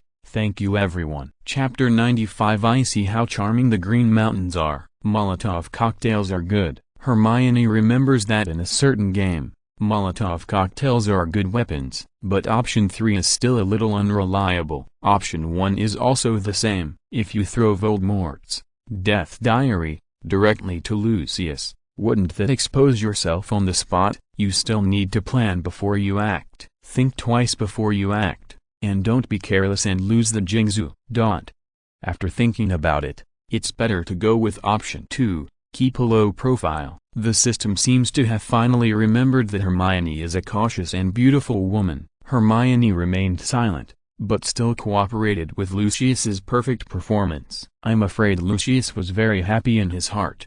The original movie did not mention his thoughts, but it's not difficult to guess that he is one of Voldemort's important pawns. Although his actions this time seem a little petty, they are also the most important part of Voldemort's resurrection. Lucius probably never dreamed that Ms. Hermione here is not an ordinary person. We met at work, Lucius said to Arthur Weasley in a gentlemanly manner. In the original series, Lucius' son Malfoy also threatened Harry with a wait-and-see tone, but here, Malfoy cares more about Hermione than Harry. In Malfoy's mind, Hermione is undoubtedly not shaken by anything other than death. Just like when the Dark Forest unicorns were killed by Voldemort, Malfoy could abandon Hermione in the face of the threat of death. But apart from death, even in the face of his strict father Lucius, Malfoy can still act in love with Hermione. Hermione, see you at school. I wanted to warn Hermione again to stay away from Harry and Ron, but after thinking about it, would it be useful to warn her for a year in the first grade? No use. Hermione just didn't listen to him, and it was precisely her attitude of doing whatever she wants, coupled with her perfect appearance and lovable personality, that made people unable to stop. Just like playing a game, if it is too simple and too easy to pass, it will definitely make people feel boring. To Malfoy, Hermione is a game that he can never pass, just like King of Glory. The experience is so bad that he throws his phone in anger and uninstalls it, but a few days later, he downloads and reinstalls it, then he uninstalls it again and installs it again. Maybe this is love. See you at school. Hermione's attitude towards Malfoy stems from his attitude towards her. Just now, Malfoy was able to contradict his father for her. Although the maintenance was not perfect, for a man like him, it was already very good to be able to do this. Everything should be compared. In the original play, Malfoy was extremely bad to Hermione. His words, eyes, and attitude were all full of contempt. But here, it is already in place. Anymore, it would not be real. Love should look like love. Hermione's slightly kind words made Malfoy immediately feel that it was worth it to contradict his father just now. It is normal to be angry for a beautiful woman. Lucius realized for the first time that women were the weak spot of his son Malfoy. How could his son become so unbearable for a girl? If possible, Lucius even wanted to kill Hermione Granger on the spot, especially Hermione Granger's dirty Muggle blood, which made Lucius feel that if he stayed with Hermione for a while longer, he would be contaminated. The attitudes of this father and son towards Hermione are worlds apart. It is also easy to understand that Malfoy was after beauty and a year of affection. After all, it was the first time for Lucius to see Hermione. In addition, even if Hermione was as beautiful as a fairy, so what? In Lucius' eyes, she was just a child. Unless Hermione was in her 20s, mature and charming, such as, I see the Green Mountains so charming, I think the Green Mountains see me the same way. Only when she reaches this level, Hermione is Lucius's dish. Otherwise, now, Hermione is just a pretty little vase in Lucius' eyes, useless, and it is a worthless vase of humble origin. In the original play, Hermione was just a soy sauce. In this scene, except for helping Harry to attract some hatred, she did not have any extra role. And here, it is obvious that because of Malfoy's defection, Hermione is very outstanding even if she doesn't have the lightning scar on her forehead. Arthur Weasley even comforted her. Miss Hermione, you don't have to care about what Lucius said. Most wizards are good and friendly, but there are inevitably some people like Lucius. Hermione said calmly, it's okay, I don't care too much. Background is important, but I think luck and hard work are more important. Well said, Hermione. Ron is a good licker, and his words immediately made the atmosphere much better. The bookstore returned to the excitement just now. The man who was still signing Gilderoy Lockhart was surrounded by many fans just now and didn't pay attention to the movement here. After all, Harry and the others were just verbally attacking, and they didn't really fight. The wizards who knew Lucius would not come to join in the fun without seeing his expression. In the original movie, the scene turned to Harry and Ron going to Platform 9 of King's Cross Station together. Hermione didn't seem to be with them. The reason was probably that Hermione in the original show was a girl who was very serious about studying. But Harry and Ron were not like that. They were the kind of students who would be late for the first class in their first year. So when taking the train, Harry and Ron, as well as the Weasley family, would not arrive early, but would calculate the time to the last few minutes and go to school on time. It can be said that they have a lot of genes. Unfortunately, Harry and Ron in the original show were caught on time and had a bad time. Of course, Hermione didn't want to get into trouble with Harry and Ron again. If there were no task requirements in the system options, Hermione would stay away from them.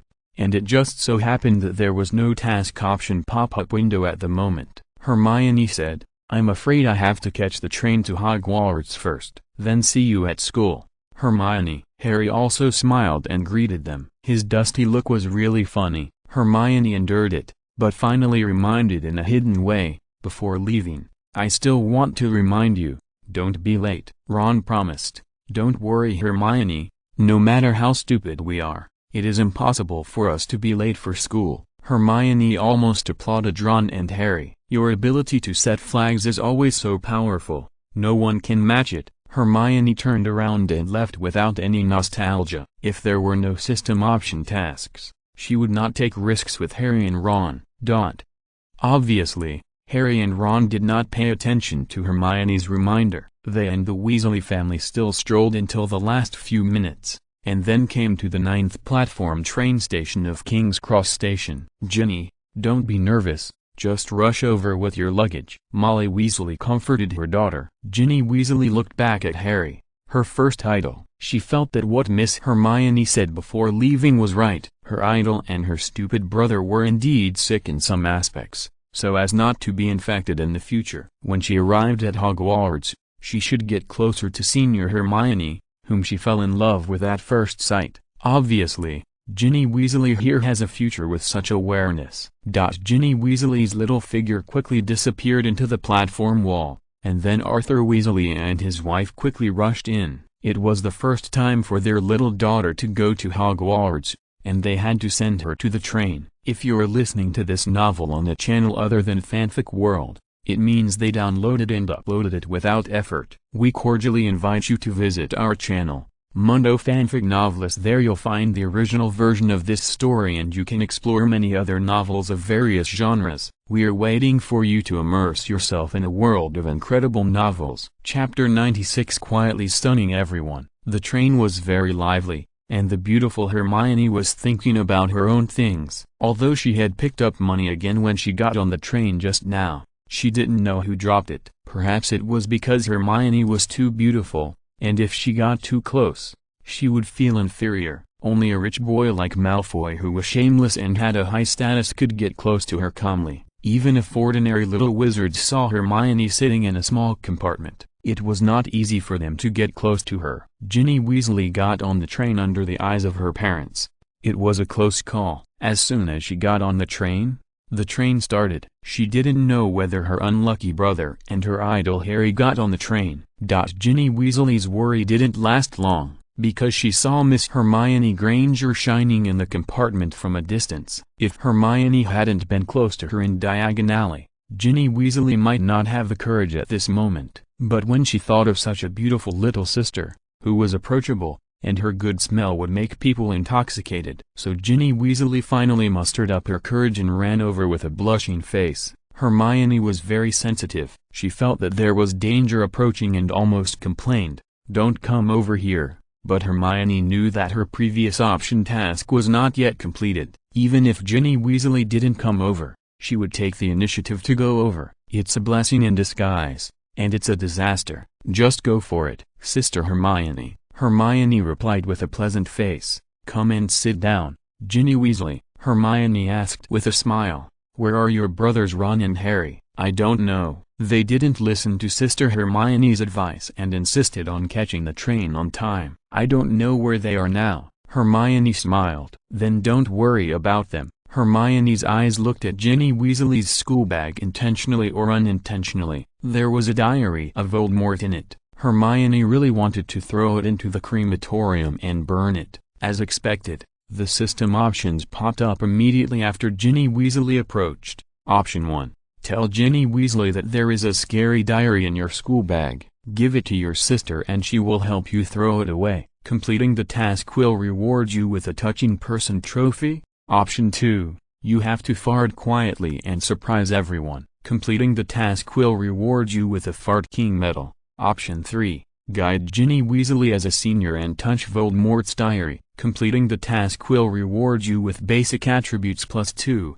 According to the degree of danger of the system options, Hermione might choose 2, although it would lose her image as a fairy. But compared with human life, what does image count for? Besides, even if it is a fart, the fart of a fairy is fragrant. What a pity. Although option 2 is simpler, it would be difficult for Hermione to fart on the spot in a short time. In the end, Hermione still chose 3. Option 1 seemed to solve the problem, but it actually did not solve the problem at all. Option 3 is also a tightrope walk, but Hermione can't avoid it in the next year. Hermione's face was a little unnatural and she said, Ginny, as a senior, I want to teach you not to waste a minute or a second of your time, and to make full use of your free time to supplement your studies. For example, now, Ginny Weasley's eyes lit up immediately. She had never seen a girl as beautiful as Hermione, who was so hard-working and full of positive energy. If Ginny Weasley knew that Hermione had just thought of farting like a fairy and then surprised her, it would probably be a little embarrassing. Take out your textbooks, I will help you review in advance. Ginny Weasley blushed and said, How can I be so embarrassed, sister? Your time is so precious. Hermione's whole body glowed and said, You are Ron's sister, and also my sister. What's the big deal if a sister helps a sister? As she said that, Hermione generously took out delicious snacks from the space ring for Ginny Weasley to eat. Now, Ginny Weasley was completely conquered by Hermione. At this moment, even if Hermione asked Ginny Weasley to open the window and jump off the train, the little girl would do it. In the original movie, the story was only told from the perspective of the protagonists Harry and Ron, but no one knew what kind of pain and suffering Ginny Weasley, who was young, suffered after being tricked by Lucius and opening Voldemort's diary. Perhaps, only Hermione can help her a little now. It can only be a little, because Hermione has no way to completely fight Voldemort. She must complete the optional tasks while trying not to expose herself, and at the same time be able to save this poor girl a little. This delicate balance is a big challenge even if Hermione is a Libra. Ginny Weasley obediently opened her small schoolbag, which was full of second-hand books, and some of them were indeed worn out. The little girl was a little shy. Hermione did not look down on her. Although Hermione often picked up money and almost became a rich woman, she also knew the sufferings of the world. There are so many things that can make a hero fall for a penny, she said carefully. I was embarrassed to say it when we were in Diagon Alley,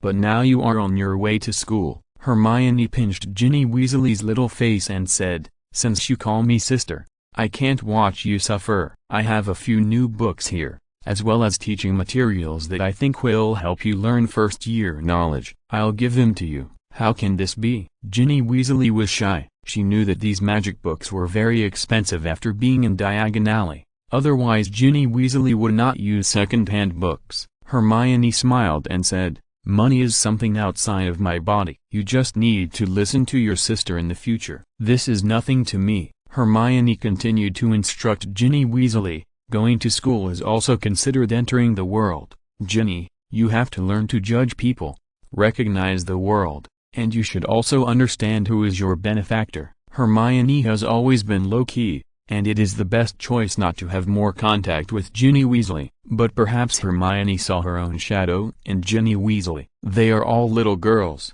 and they are all facing many difficulties. Outsiders know how strong she is, but who knows the pain in her heart? Since Hermione has accumulated some resources, she should help as much as she can. Anyway, Hermione has no way to completely avoid this whirlpool of terror. Well, thank you, sister. Ginny Weasley finally stopped refusing. She must repay her sister's kindness to her double in the future. Ginny Weasley stroked the new book given to her by her sister and was very happy, and Hermione also touched the Voldemort diary that Lucia secretly stuffed into Ginny Weasley's school bag as she wished. It was obviously a clear sky outside the car window, but when Hermione picked up the diary, it seemed that a storm and darkness fell immediately. Hermione didn't even have the courage to open the diary. Congratulations on completing the Option 3 task. Reward basic attributes +2. According to the original play, it seems very simple to deal with Voldemort's diary. In the original play, Harry Potter destroyed the diary with the fangs of a giant snake. Hermione doesn't have the fangs of a giant snake, but she has sulfuric acid, gunpowder, and a shredder. However, Hermione can't guarantee that these things can really destroy the diary. Hermione even thinks that only Harry Potter, who possesses the Guardian spell, is qualified to destroy this horrible diary. So, even if Hermione has 10,000 ideas in her mind, as long as she destroys this diary, there will be no horrible incidents in the original play. However, Hermione finally decided that Harry Potter should be the savior. I'm afraid she can't do it yet. Please support my new book. Thank you everyone. Chapter 97, Filial Piety Leads to Strength. The Alliance of Fathers. Don't get carried away. Absolutely don't get carried away. Hermione knows that people have 7 emotions and 6 desires, and she is not a machine, especially now that she is the school beauty of Hogwarts. She is also rapidly becoming a popular advertising star in the Muggle world. This is completely inconsistent with her original low-key and cautious character. It is the kingly way to make money behind the scenes and let Harry and Ron take the damage in the front row.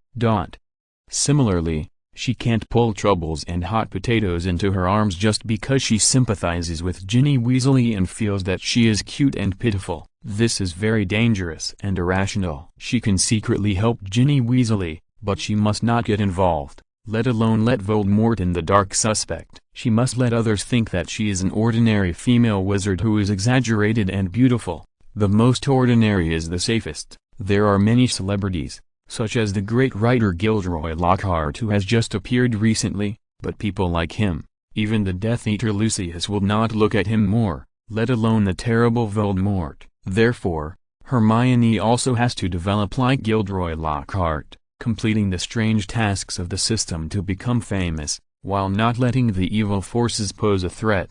After thinking rationally in her heart, Hermione returned the hot potato to Ginny Weasley and told her meaningfully, "Ginny, no matter what difficulties you encounter in the future, don't be afraid, face it bravely. You must believe in the dawn of justice. Believe that the great Harry Potter will appear at a time when everyone is paying attention and save you." Oleg. Ginny Weasley opened her innocent eyes and looked at Hermione with admiration and curiosity, not realizing how terrible the Voldemort diary in her hand would be. Even Miss Hermione was very cautious about this diary, and she didn't even dare to open it, for fear of arousing Voldemort's suspicion. Hermione patted Ginny Weasley's head and said, "Yes, Oleg is a spell that can bring hope and courage to people. When you feel depressed and unable to bear the difficulties and pressure, just recite it in your heart. I believe it will bring you endless strength." Ginny Weasley asked curiously while eating snacks, "Sister Hermione, why do you describe the future so horrible? You make me afraid to go to Hogwarts to study." Hermione looked out the window and said, "It's not just Hogwarts that is dangerous, but the whole world." Hermione successfully completed the thrilling and exciting task and finally had a little rest. As for Harry and Ron, because they thought they were masters of time management and caught the train on time, they didn't know that they had a breakdown. When the two pushed their luggage and rushed to Platform 9 of King's Cross Station quickly, they crashed directly into the hard wall with a clang and crackling sound, and their luggage fell to the ground. As two mages with almost zero physical defense, the collision directly reduced half of their health. They were completely dizzy and lay on the ground for a long time and almost couldn't get up. It was much more serious than in the original drama and movie. It was good enough for a normal person to not get a concussion after hitting the wall at this speed. "What's wrong, you two? Are you okay?" The station manager rushed over immediately, and the passengers around also looked over curiously, not understanding what happened to these two seemingly healthy guys. "It's okay, we just slipped." After finding a lame excuse, Harry and Ron quickly packed up the scattered luggage, as well as the owl and Ron's pet mouse, who were also dizzy. "What's going on? Why can't we get in?" Ron asked sadly and puzzled. Harry glanced at the clock on the wall and immediately said anxiously, "It's past 11 o'clock. The train is about to leave, and we're afraid we'll be late. If we can't get in, then my parents can't get out either." I didn't expect Ron to be such a filial son. Harry was not smart sometimes, he said casually. "Then we can only wait for them next to the car." Harry's idea was that he could not catch the train to Hogwarts, so he could only wait for Ron's parents to come back and see what they could do.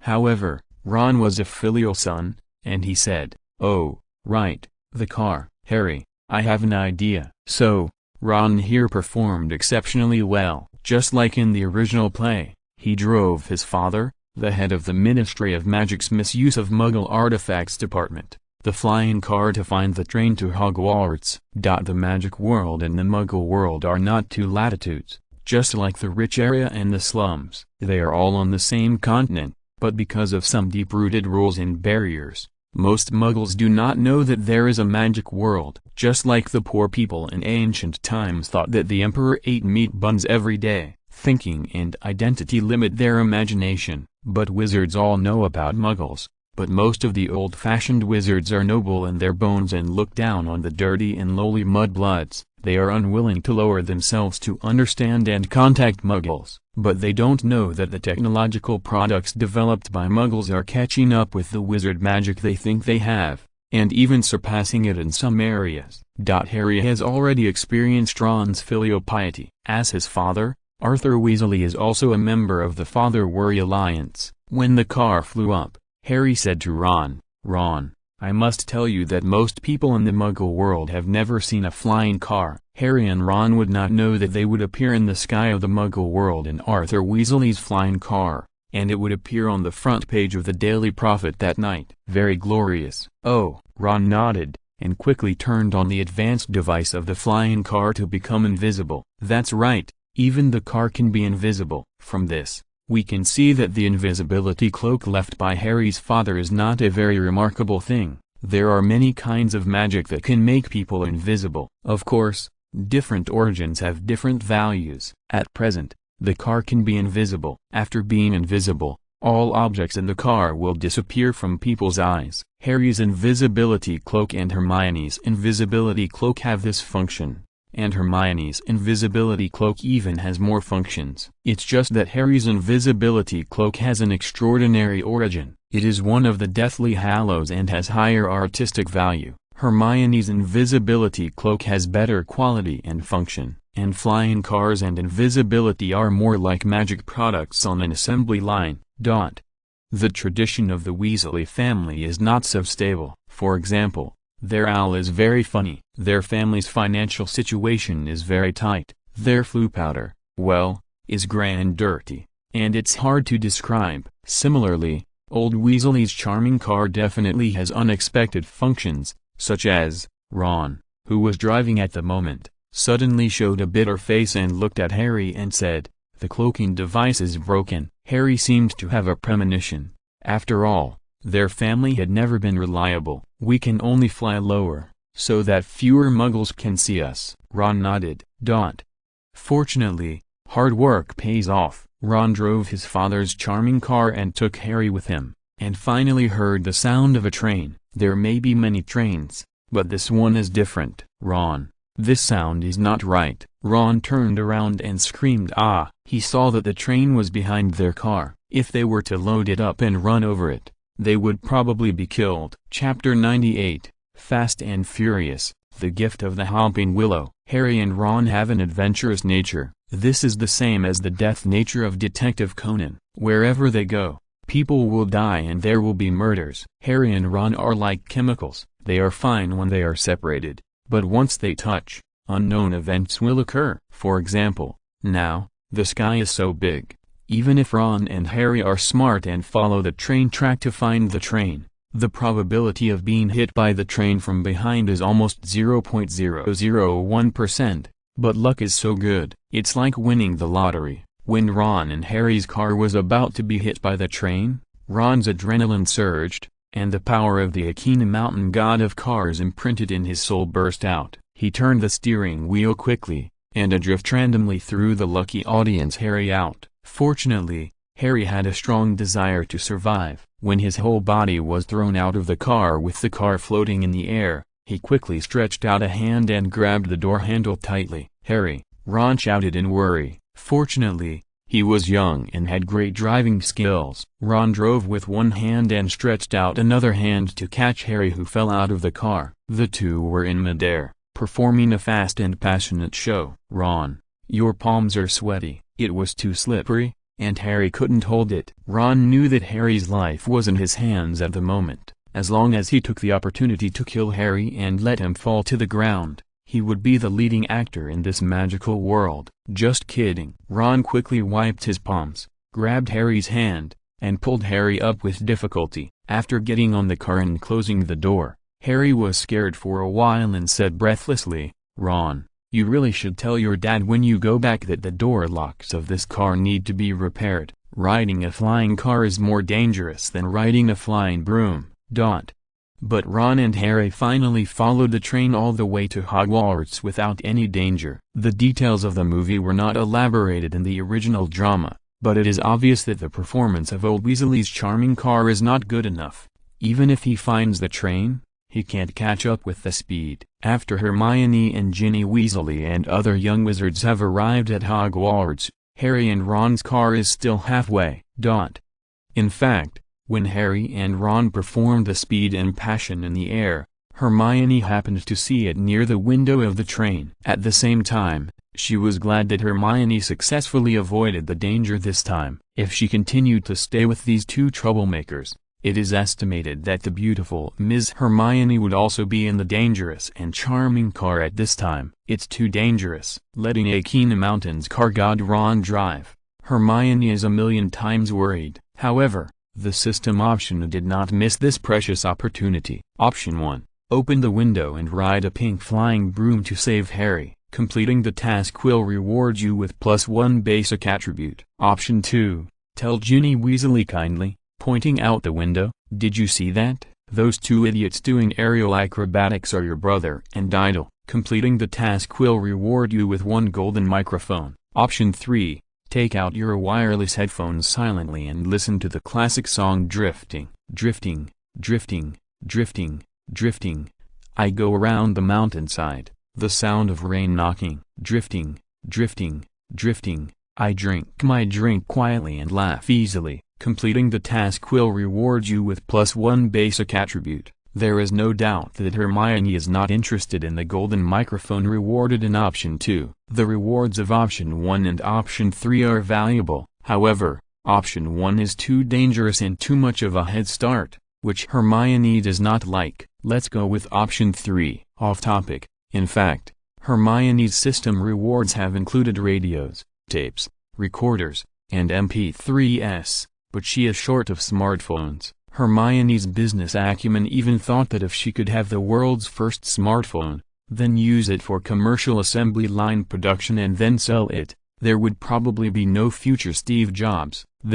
By then, Miss Hermione's identity will not only be a superstar, rich and beautiful female wizard, she will be the richest person in the world, the leader of world technological innovation. It's exciting to think about it. Although Hermione's rational thinking is indeed cautious and low-key, as a normal person, who wouldn't fantasize about being able to change the world? How awesome. The cute little Ginny Weasley opposite has certainly never seen wireless headphones, and she doesn't know what Miss Hermione suddenly took out and put in her ears. It's high-tech for the wizarding world, but it's an antique for the world before Hermione traveled through time. An MP3, connected to Bluetooth mode, tuned to J-Chew's classic old song Elegant. Miss Hermione sat on the train to Hogwarts, as if she had transformed into Fujiwara Takumi, who drove an AE-86 to sell tofu in Initial D. Little witch Ginny Weasley certainly didn't understand the feelings of the beautiful Lady Hermione at this moment. As for the Ron and Harry outside the window,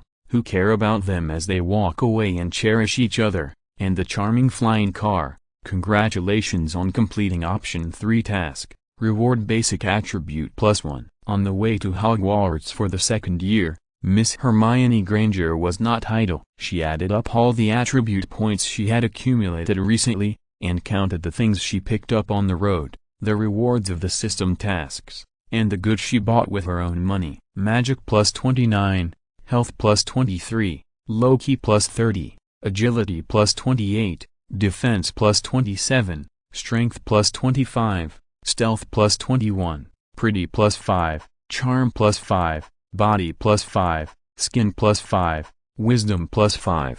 It must be said that Hermione's points are becoming more and more balanced. In addition to the inscription attributes that were often upgraded before, another, Wisdom, was added. This wisdom is not simple and slightly different from the regular attributes. It is more like a special attribute, which is an option that can only be provided with the system upgrade. It seems that there was no such attribute before, or Hermione didn't notice it. Moreover, the Wisdom attribute cannot be upgraded like other attributes. There are limits. In other words, even if Hermione completed a huge savior mission that day and obtained a large number of attribute points, she could not fill up the Wisdom attribute at once. And the value brought by this attribute is really high. Not only does it make Hermione feel much clearer and more active in thinking, but also her learning speed has increased a lot. This feeling is like the brain can work at a high load for most of the day, and fatigue is reduced. Before crossing, Lin Qingyun's learning attribute was not as good as the real Hermione in the original play. If Hermione in the original play only needs to recite the spell twice to learn it, Lin Qingyun needs to recite it 3 times, which is actually very fast. At least, much faster than Harry and Ron. But now, with the addition of the Wisdom attribute, the Hermione who crossed over has finally surpassed the Hermione in the original play in terms of learning speed. So, this makes the Hermione who crossed over very happy. I feel that I am one step closer to the perfect goddess. But Harry and Ron are not so lucky. From the Hopping Willow, the gift of the Willow God. Ron's dad's car broke down after a long journey. At night, they almost arrived at Hogwarts, but it broke down at the last hurdle. Then the Hopping Willow crashed directly into the Hopping Willow outside the school. This Hopping Willow was not simple. It had a bad temper. It was disturbed by Ron and Harry's car and directly waved its little fists to hit the chest of the Hopping Willow. Fortunately, there was a car to defend. Otherwise Harry and Ron would have become sticky rice cakes. Ron cried and took out his big baby. Harry, my wand is broken. Harry looked at the Hopping Willow's little fists outside the car, which was providing a considerate back-pounding service. The roof of the car was flattened. He suppressed his uneasiness in his heart and could only comfort Ron with humor. Ron, you should be glad that it's not your neck. Please support the new book. Thank you everyone. Chapter 99. The already poor family suffered from further misery. People with a sense of humor can find interesting details even in the face of great danger. Ron looked at the broken wand in his hand with a bitter face, and he almost uttered a line with a crying tone in his heart. Hello everyone, my name is Ron Weasley. My family is very poor. My mother told me from a young age that children from poor families grow up early. I work for my dream. There is no doubt that the broken wand in Ron's hand directly made Ron's already poor family even worse. However, this is not the time to think about the wand. Boom. The Hopping Willow obviously has 5 social insurances and 1 housing fund at Hogwarts, and works very hard. Its little fist hits your chest, and the car is deformed. Perhaps it is this skill that directly opened up the Ren and Do meridians of old Weasley's car. The car, which was just like a dead fish, waiting for the Hopping Willow's massage service, immediately turned on the headlights and started on the Hopping Willow. The roar of the car, combined with the Hopping Willow's continuous service. Harry and Ron in the car felt dizzy, and with a bang, the car finally fell to the ground. Boom! The Hopping Willow's largest fist hit them directly. If they were hit, Harry and Ron would probably be turned into meat patties together with the car. Fortunately, the car also had a desire to survive, and drove away at the critical moment. Oh my god, we actually escaped. Ron didn't even have time to wipe the sweat off his forehead. Suddenly, the car door opened automatically, and the trunk also popped open automatically. Then, Harry and Ron, who were confused, were thrown out by the car automatically. That's right, these two unlucky guys drove it, causing the charming car to be beaten as well. This magic car has emotions. Or maybe, it was beaten out of its consciousness by the Hopping Willow. After throwing Harry and Ron and their luggage out, the emotional car didn't have any nostalgia. It started directly and left. Car, Ron reacted, and without even picking up his luggage and pets, he got up and chased after them. Two legs can't outrun four wheels, and the car eventually passed through the gate and headed straight for the dark forest. At night, Ron and Harry certainly wouldn't chase into the dark forest, which was a restricted area and very scary. Losing the car made Ron's already poor family even worse off. Ron was desperate to the point of collapse. "Dad will definitely kill me." Harry rarely agreed with Ron's point of view. Having such an outstanding son who would get into trouble was something that kept many fathers awake at night. There was a feeling of escaping death, and Harry didn't know how to comfort Ron at this moment. But it was really late at this moment. The opening ceremony was over, and the first-year students had been assigned to the appropriate houses by the Sorting Hat, and were taken to the dormitories belonging to their houses by seniors. The whole Hogwarts was very quiet. Ron and Harry started to go upstairs, trying to get away with it. However, just after they went up the stairs, the person they least wanted to see appeared in front of them. This person had an ugly face and a hint of ferocity. He was wearing a coat that didn't fit him and didn't look good, but he was holding a cat in his arms. He was Filch, the gatekeeper of Hogwarts. "Oh, look, this is probably the last time you will stay in Hogwarts." Filch showed a mocking smile. It was hard. Filch was the most hated old man in the eyes of the students at school. At the same time, in his eyes, there were no special students. Anyone who violated the school rules was a bad student. No one could be an exception. Even Harry Potter, the great hero who guarded the Philosopher's Stone and destroyed Voldemort's conspiracy last semester, was not allowed to do so. "You are in big trouble this time," Ron wanted to explain. They were indeed masters of time management and had to catch the train at the last minute. However, if it weren't for the fact that they couldn't get through Platform 9 of King's Cross Station, Ron and Harry wouldn't have overturned. There wouldn't have been a series of troubles later. However, Harry on the side stopped Ron. They should know very well what kind of person this Filch was. Explaining to him was not much different from playing the lute to a cow.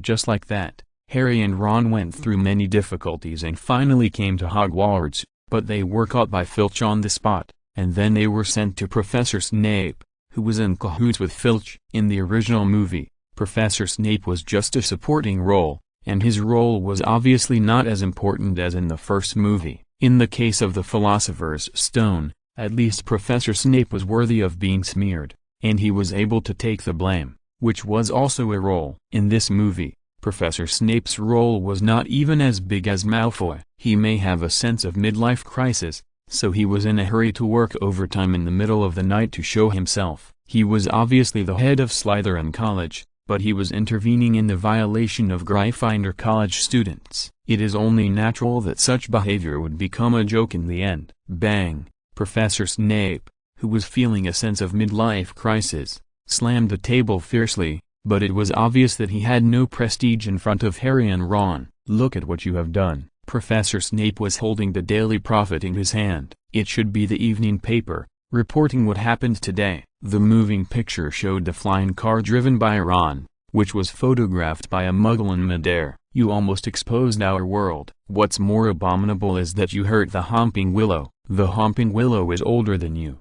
When talking about the Hopping Willow, one has to think of its beloved little fists and Ron's broken wand. So Ron was annoyed, and he retorted, "Professor Snape, in fact, the Hopping Willow hurt us more." "Shut up." Professor Snape was furious. As the Dean of Slytherin, he was also ambitious, but unfortunately, he didn't have this opportunity at the moment. "I can guarantee that if you two were my Slytherin students, I would have the right to decide your fate. Then, you, immediately, pack your bags and go home." Professor Snape's words were very serious. On the one hand, He was just getting angry. Men who have a midlife crisis, like women in menopause, have difficulty regulating their emotions. Breakdown and unreasonableness become their synonyms. Go home? For Harry, Hogwarts is his home. He finally came back with great difficulty. Where else does Professor Snape want Harry to go? After all, the two brave boys have age limits. Even if they are smart and full of courage, they can't help but be scared by Professor Snape at this moment. They don't have to go there. Principal Dumbledore and Professor McGonagall appeared in time. Principal Dumbledore, who played a supporting role in the Philosopher's Stone incident, finally played a little role in this one. He rarely expressed his attitude directly. Harry and Ron are my people, and no one can touch them. Principal Dumbledore's attitude made Professor Snape feel a little guilty. After all, a higher-ranking official can crush a person. Dumbledore showed no mercy to Professor Snape and said, Harry and Ron are Gryffindor students. Even if they want to drop out, it should be decided by Professor McGonagall.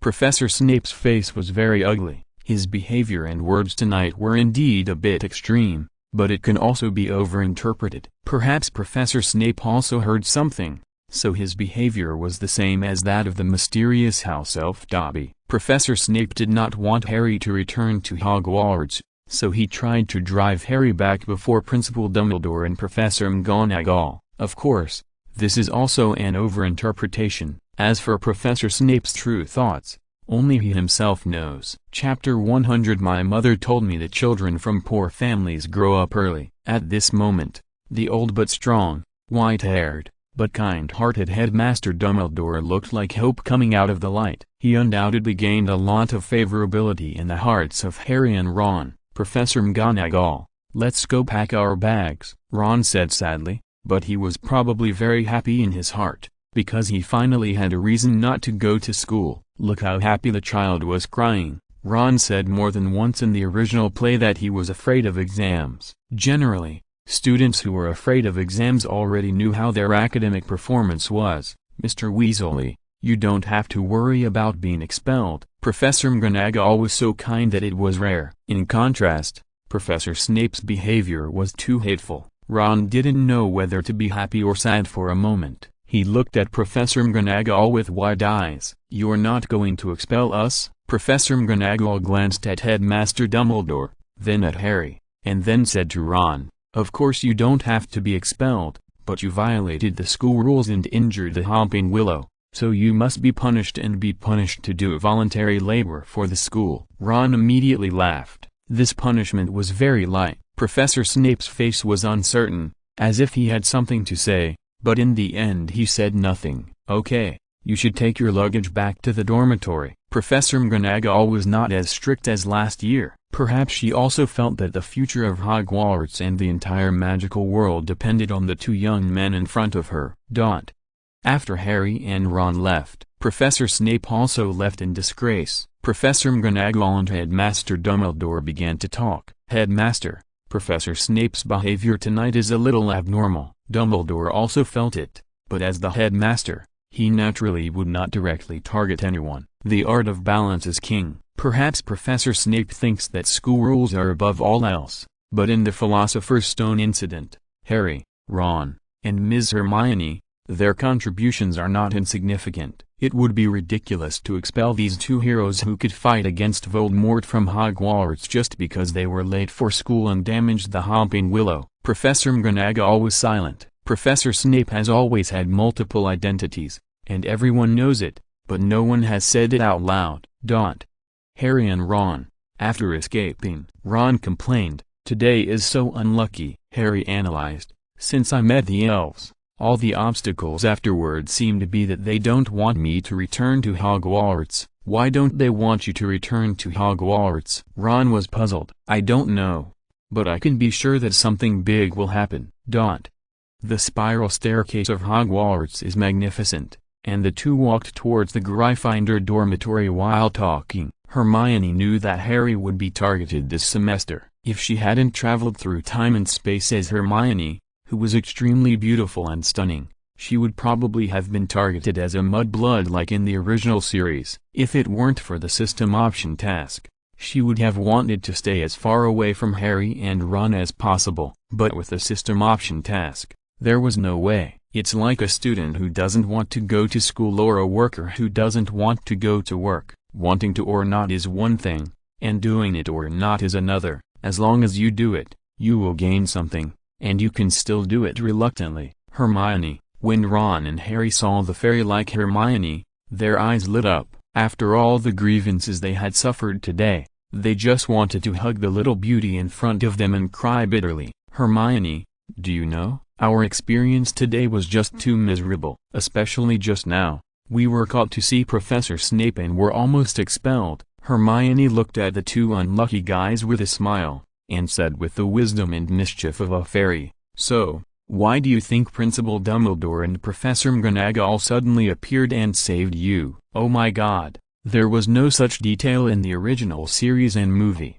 However, when crossing over to Hermione, she had to participate because of the system option task. Although she did not enjoy the massage service of the Hopping Willow with Harry and Ron, when Professor Snape took the lead and planned to decide the fate of Harry and Ron, it was Hermione who ran to the headmaster and the vice-headmaster and called them over. In order to avoid being suspected by Professor Snape, Hermione left at that time and did not appear at the scene. Although Hermione knew Professor Snape inside and out, she was cautious and still hoped that she would be simpler in the eyes of others and have less trouble. Hermione, you are great. Ron's eyes were full of stars. It turned out that the goddess he liked was too handsome. Harry was also surprised. He asked curiously, Hermione, how did you know we would be in trouble? Hermione explained, you were not at the opening ceremony, so I was waiting for you. When I saw you being taken away by the janitor Filch, I was afraid that you would be in trouble, so I went to call the headmaster and our dean. We are all heroes in the Philosopher's Stone incident. The headmaster and Professor McGonagall will definitely protect you. While saying this, Hermione pretended not to know the details and asked, but what exactly did you encounter that caused you to return to school so late? Thank you, Hermione. Harry looked at Hermione with appreciation. Although Hermione was not around at the time, the sense of security she brought was still as warm and reliable as always. Ron had already started to complain. Hermione, you don't know, we almost died several times along the way. Then Ron told the whole story in detail. Hermione also pretended to be surprised and shocked. At this time, the system gives 3 options. Option 1. Continue the inertial thinking of the Philosopher's Stone incident and continue to throw dirty water on Professor Snape. Complete the task and get a basic attribute plus 1 reward. Option 2. Kindly tell Ron that if you and Harry die at the same time, the Harry Potter series can be finished early. Complete the task and get a bag of Wendy cartoon stickers. Option 3. It's so late, Ron and Harry must not have eaten yet. Treat them to Hot Pot. Complete the task and get a bag of Hot Pot base. Actually, for Hermione, who is a foodie, eating Hot Pot is quite in favor. She also wants to have a midnight snack. Anyway, she has attribute points, so she doesn't have to worry about getting fat, so she can eat as much as she wants. But the reward is just a bag of Hot Pot base, which is too stingy. Option 2 is even more worthless, and those words, only you can understand them. Harry and Ron don't know that they are characters in the movie world. If you explain it clearly, they will probably start to doubt their lives. Just like the Truman Show. So, the most valuable thing is to throw dirty water on Professor Snape. Oh,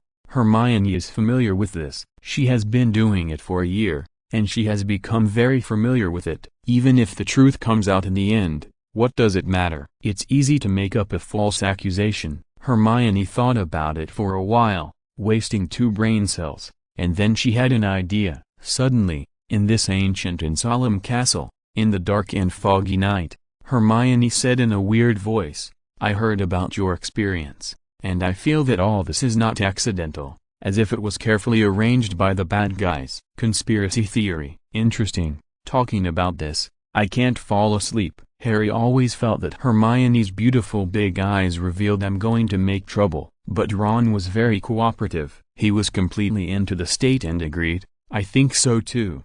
Hermione, what do you think? Hermione looked like Ron was the one who could handle things, and continued to analyze. leading the matter to a false direction. Do you remember the Philosopher's Stone? Harry and Ron both nodded seriously. Hermione said in a tone full of Sherlock Holmes, "At first we all thought we guessed wrong, and Professor Snape is actually a good person. But based on Professor Snape's abnormal behavior tonight, we can infer that this is Mission Impossible, a plan within a plan. Perhaps Professor Quirrell was just a scapegoat. Professor Quirrell paid the price of his own death just to hide Professor Snape, the real mastermind behind the scenes." When Hermione spoke and reasoned, her pretty and fair little face was extremely serious, and her beautiful big eyes like gems showed great wisdom. Please support my new book. Thank you everyone. End of this chapter. Thank you very much for reaching the end. Don't forget to like. Looking for more exclusive content and immediate access? Subscribe to our Patreon. Remember, every like, subscription, or donation encourages us to continue. Thanks to everyone. See you in the next video.